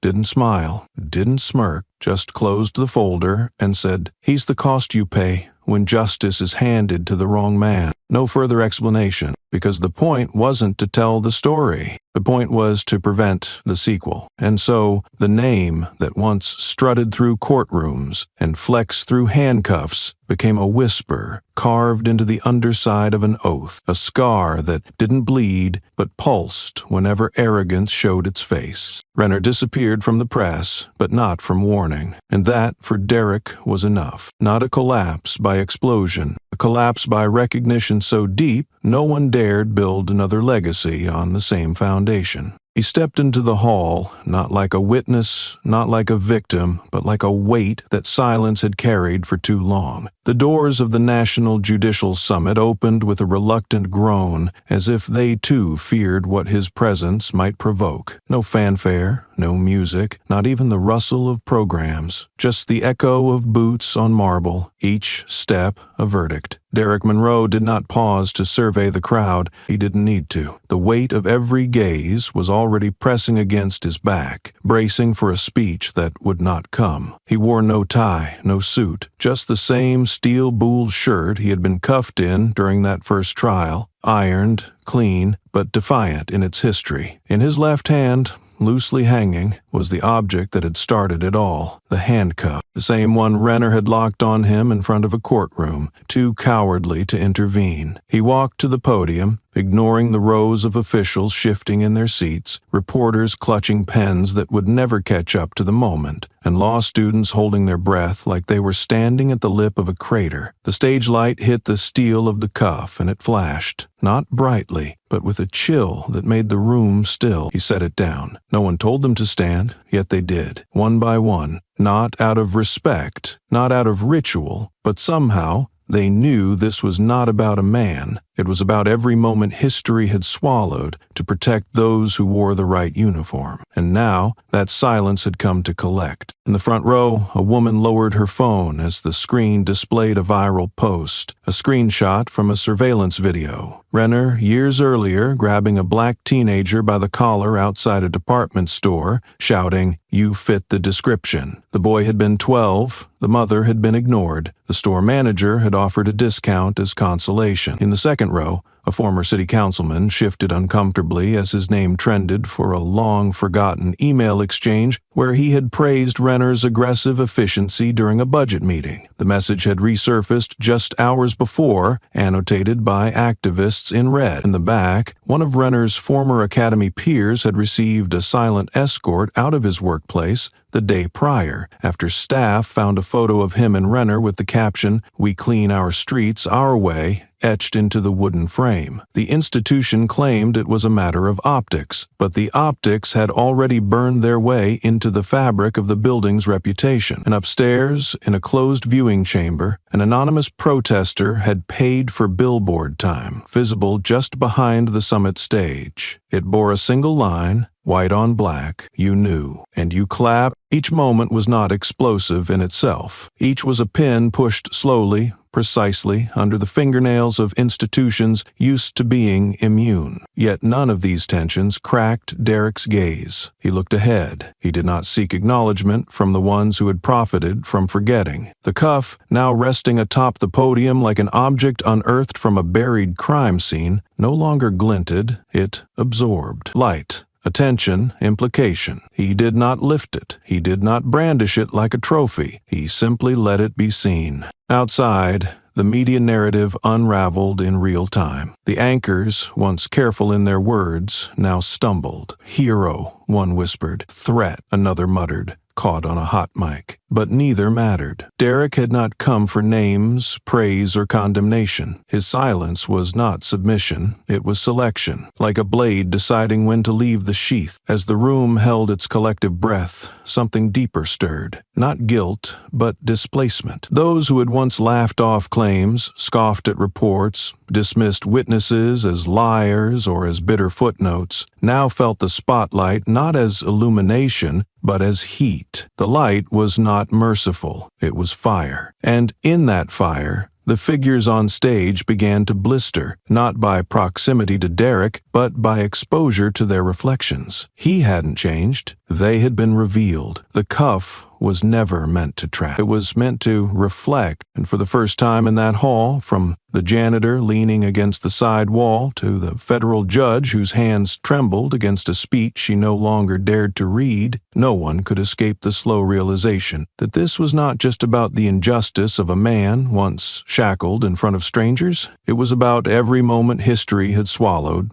to protect those who wore the right uniform. And now, that silence had come to collect. He placed the cuff carefully on the wooden podium, its cold surface clicking louder than the microphones. The room held its breath, and then Derek spoke. Not with rage, not with drama, but with a clarity that felt like it had been forged in fire and carried across 1,000 silent days. "I didn't use a gun," he said. "Didn't punch anyone, didn't shout or beg, but today I am the reason this entire system is rewriting its manual." A pause, the kind that splits a room, like a wire stretched to the point of breaking. Some looked down, others stared, transfixed. One official reached for his phone and put it away without touching the screen. Derek's eyes didn't search for validation. He looked over the crowd like a storm, measuring which trees would stand and which would bend. Then, as if the words had waited for years to find their voice, he ended it. "If you want to serve justice," he said, "start by not using power to avoid it." He didn't wait for applause. None came. None was needed. Applause is for performances. This was judgment. As he turned, the light caught the cuff again, and this time, it didn't flash, it absorbed, like it had finally served its time. The exit door opened as slowly as it had welcomed him. The hall remained breathless. Behind him, the cuff stayed on the podium, untouched,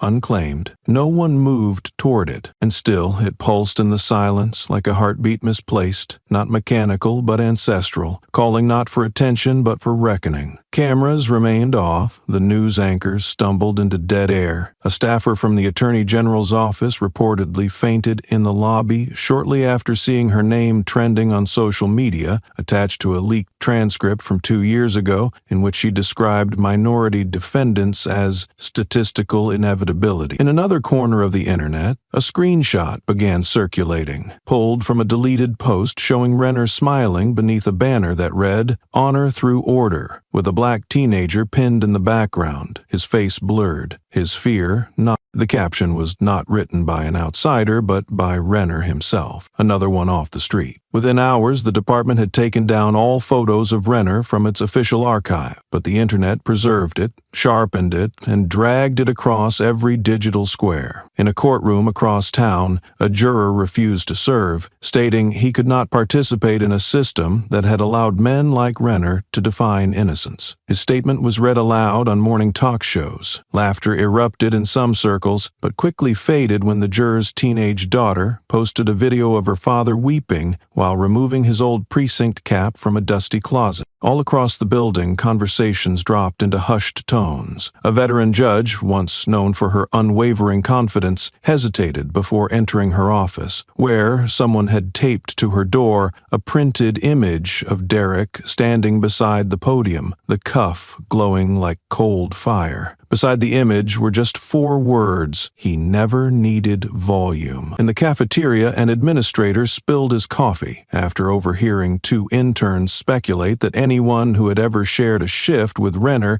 should be investigated. Whispers carried like pollen, unseen but unavoidable. They spoke not of what Derek said, but of what he had forced everyone else to see, of the quiet nods people gave when Renner entered a room, of the silence that followed each complaint, like the reassignment of a whistleblower. At the time, a woman was laughed out of filing a report because she resisted too calmly to be credible. These stories were not on paper, but they hovered now, clinging to walls like mold unearthed by sudden light. And still, no one moved toward the cuff, not the clerk who once processed complaints into drawers marked pending, not the legal aide who had redacted names to protect what she now realized had never deserved protection, not the politician whose office issued full confidence statements each time the scandal flared. They watched the cuff the way one watches a held breath, knowing it wasn't just steel, but testimony. They had used handcuffs as punctuation marks to end conversations they didn't want to have. Now one sat in silence, and the room didn't know how to continue. The janitor stood in the far back, arms slack, eyes fixed on the stage like a man remembering the time he'd been told to polish that podium without questioning the purpose of the press conference. He, too, had known Renner, knew how he spoke to detainees in the hall, heard the laughter, knew which restrooms Renner wouldn't clean because they always stink like their kind. Once, he'd found a broken ID badge near a locker and turned it in. The next day, he was written up for loitering near restricted areas. He had said nothing. He had kept cleaning. Until now. Until this. And still, he did not take a step forward, not even the janitor. It wasn't just steel anymore. It was a mirror. And no one wanted to see who they'd become in its reflection. Outside, the sky had shifted, not cleared, not darkened, just changed, as if it too had listened. Derek didn't look back. He didn't need to. Justice didn't need an audience anymore. It had found its shape in silence, and finally, in the man who refused to let it stay there. The air outside carried no triumph,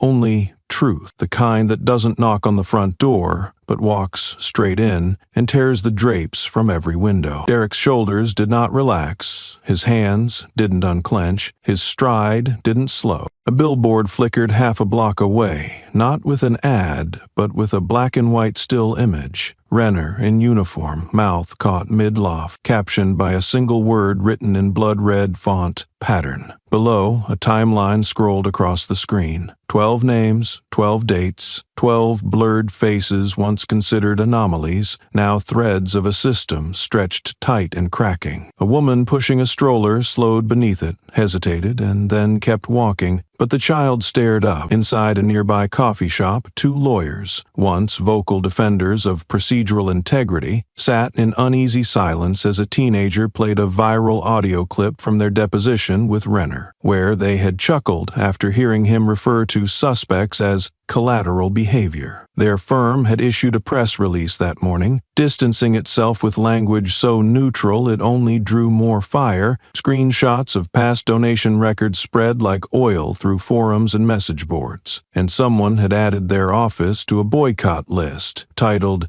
Gatekeepers in Disguise. Further down the street, a church had covered its dedication plaque with a thick black sheet. The inscription had once praised Renner's community outreach, referencing his bravery under pressure after detaining 3 boys outside a recreation center. One of those boys, now in his 20s, had posted a video days earlier standing on the same sidewalk, pointing to the plaque and simply saying, "That pressure was my spine." The video had been shared over 3 million times. That morning, someone had left a box of spine models on the church's front steps, each vertebra labeled with a date of complaint. The pastor had not commented. He had canceled Sunday service instead. Even the newspaper vendors had begun refusing to stock a once prestigious publication after it ran an editorial calling Derek's actions symbolic but disruptive. Their storefronts, lined with handwritten signs that read, "Truth isn't disruptive," stood as a quiet rebuke, their silence louder than headlines. On the sidewalk across from the summit,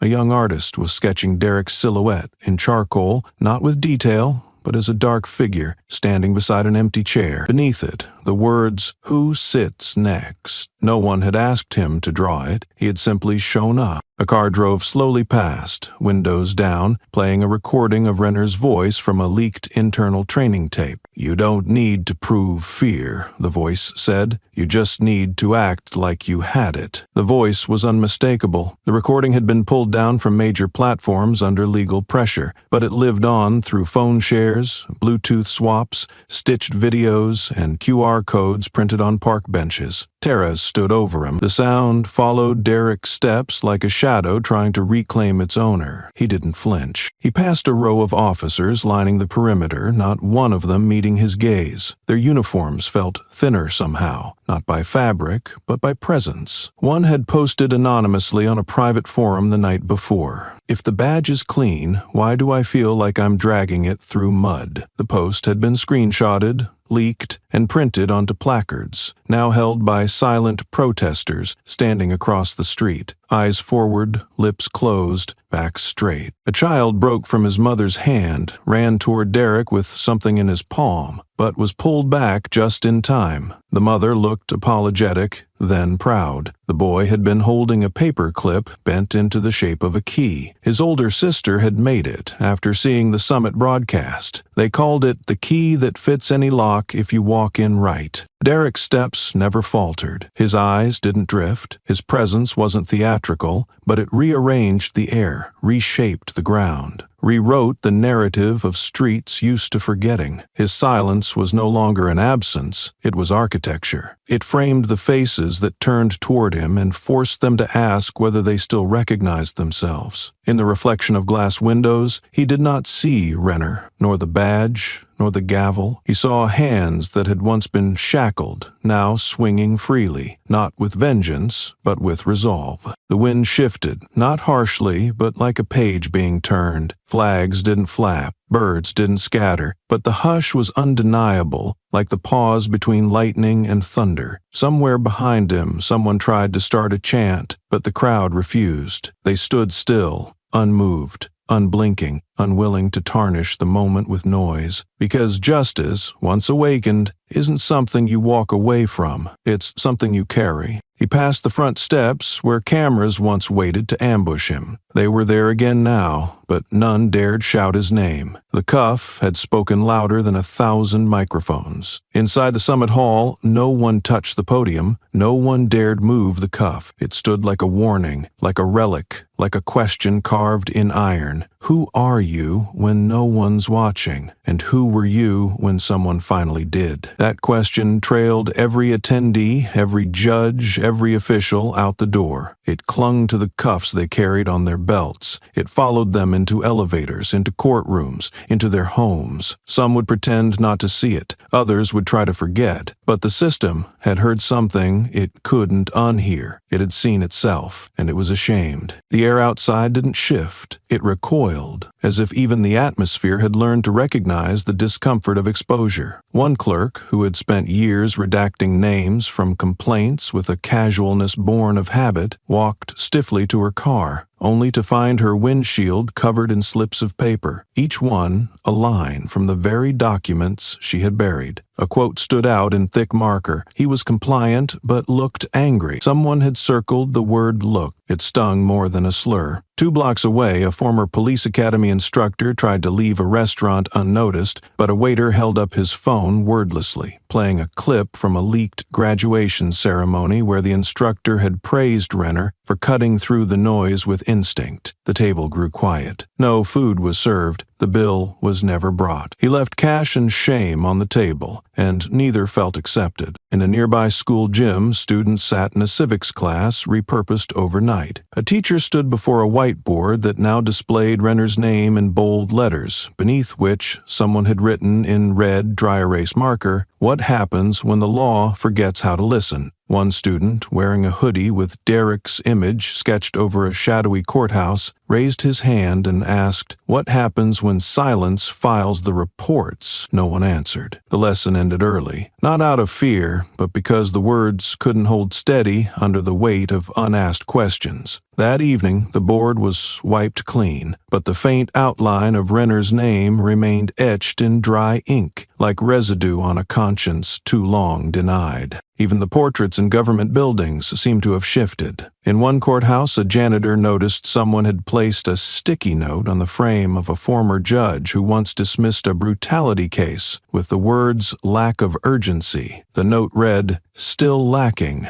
No one claimed responsibility, but no one removed it either. In another building, the security scanners beeped louder than usual, not from weapons, but from memory. Every click, every whir, reminding each entrant that the system's machinery had been calibrated for suppression, not scrutiny. And in the mayor's office, aides hesitated before opening the morning brief, knowing full well what would be in it. Footage, emails, apologies drafted but never sent, reputations once built on stoic composure now unraveling under the weight of a man who never once raised his voice. By midnight, a mural had appeared downtown, painted in grayscale on the side of an abandoned post office. It showed a faceless figure in uniform, surrounded by walls of silence, rendered in thick black strokes. Above it, a single sentence: "We taught them how to arrest, but not how to account." The artist's signature was missing. No one needed it. Everyone knew who the subject wasn't and exactly who it was meant to reflect. On social media, a trending tag simply read, "Worn by silence." Beneath it were images of outdated training manuals, whistleblower letters re-uploaded in full, and a short video showing a door slowly closing on a room full of empty chairs, each tagged with a name of someone who had spoken too late. The real shift, though, was quieter. In corridors where power used to walk unchallenged, doors now opened a beat slower. Memos were reworded more cautiously. Meetings began with longer pauses, as if the walls themselves were listening. A deputy director entered an elevator and saw her reflection against the steel door, distorted, stretched, unfamiliar. She adjusted her collar, but it did nothing to fix the shape she no longer recognized. The man beside her, once the face of every community panel, clutched a folder to his chest, as if it could shield him from the knowledge that he'd once laughed when someone called Derek a headline in waiting. That phrase was now carved into a protester's banner hanging from a nearby overpass. The word "waiting" struck through in red paint and replaced with writing. Somewhere on the 12th floor of the Summit Building,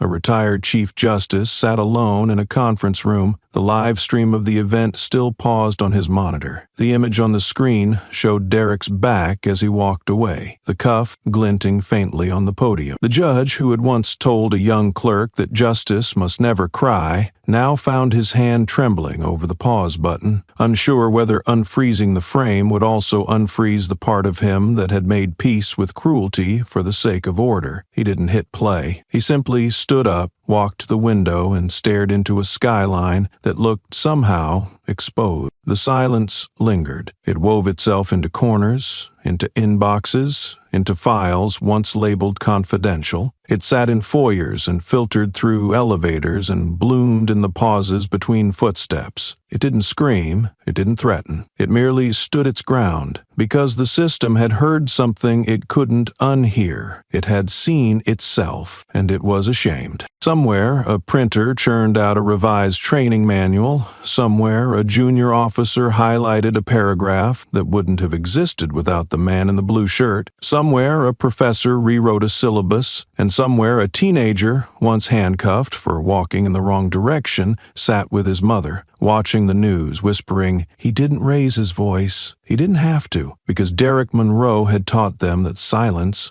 when earned, doesn't submit, it commands. Somewhere a professor rewrote his diary for months, and in that silence, in that echo of everything he did not say, an empire of excuses collapsed. Not all at once, not dramatically, piece by piece, in hallway conversations, in email threads, in the sudden shift of a tone. The handcuff never moved from the podium, but it kept speaking every day to everyone. Across town, a city mural commission rejected a submission by a well-known retired officer, whose proposal depicted the justice system as a blindfolded warrior surrounded by children. The committee did not explain, only returned his design with a single line underlined in red: "We don't need more warriors. We need mirrors." Hours later, an image leaked. His original sketch had included Renner's face behind the blindfold. Social media responded with images of cracked mirrors, under captions like, "Some reflections can't be cleaned." The retired officer declined all interviews, citing exhaustion, but his previous awards were quietly removed from the department's lobby wall. No announcement followed. In a courtroom one district over, a judge known for his unwavering support of zero-tolerance policing presided over a routine arraignment. As he prepared to sentence a youth for resisting arrest, a clip surfaced online showing the judge 2 years prior shaking Renner's hand, congratulating him for exemplary field control. The clip trended for 72 hours. When the court resumed, the judge paused. Then, the sentencing was postponed indefinitely. The clerk reported he spent the rest of the day alone in chambers, staring at the transcript. A handwritten note later appeared on his desk, unsigned: "Control is not justice." It was never filed. At the city's largest university, enrollment in criminal justice dropped by 20% within a single term. Students cited irreconcilable disillusionment as a reason on withdrawal forms. One anonymous survey response read, "We wanted to study the law, not learn how to excuse it." The department's dean, once photographed alongside Renner at a community policing panel, was asked to resign after a photograph resurfaced of the two of them laughing at a gala while a protest unfolded outside. A student activist posted a side-by-side comparison, the smile and the scream. The caption said, "Which one do you hear?" The post was shared over 2 million times. In a precinct conference room,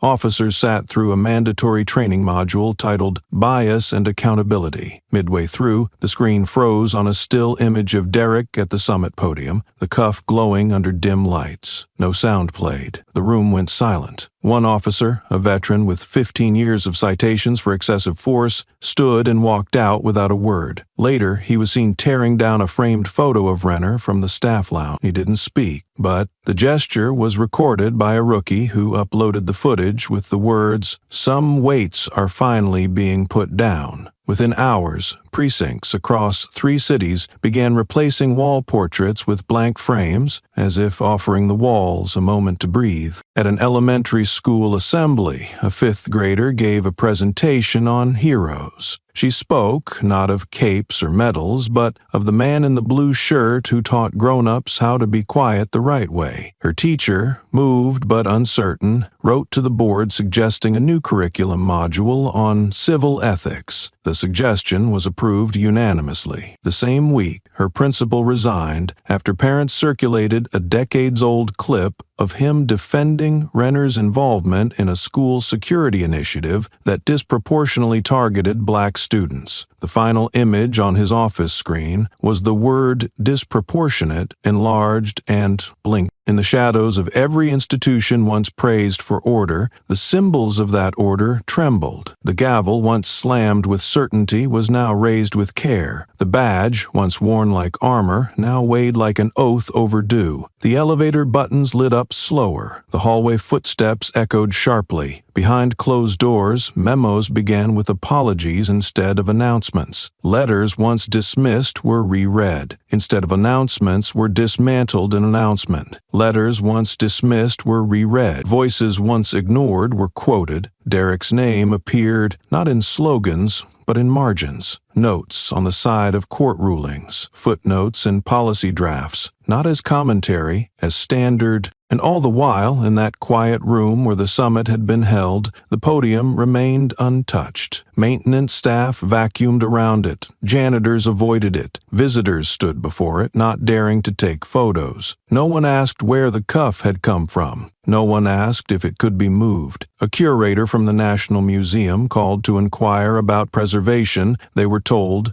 "It's not an exhibit." And yet people came, sometimes alone, sometimes in silence, sometimes with children, pointing, whispering, not about the speech or the man, but about the thing that had stayed behind. The handcuff never moved from the podium, but it kept speaking every day to everyone.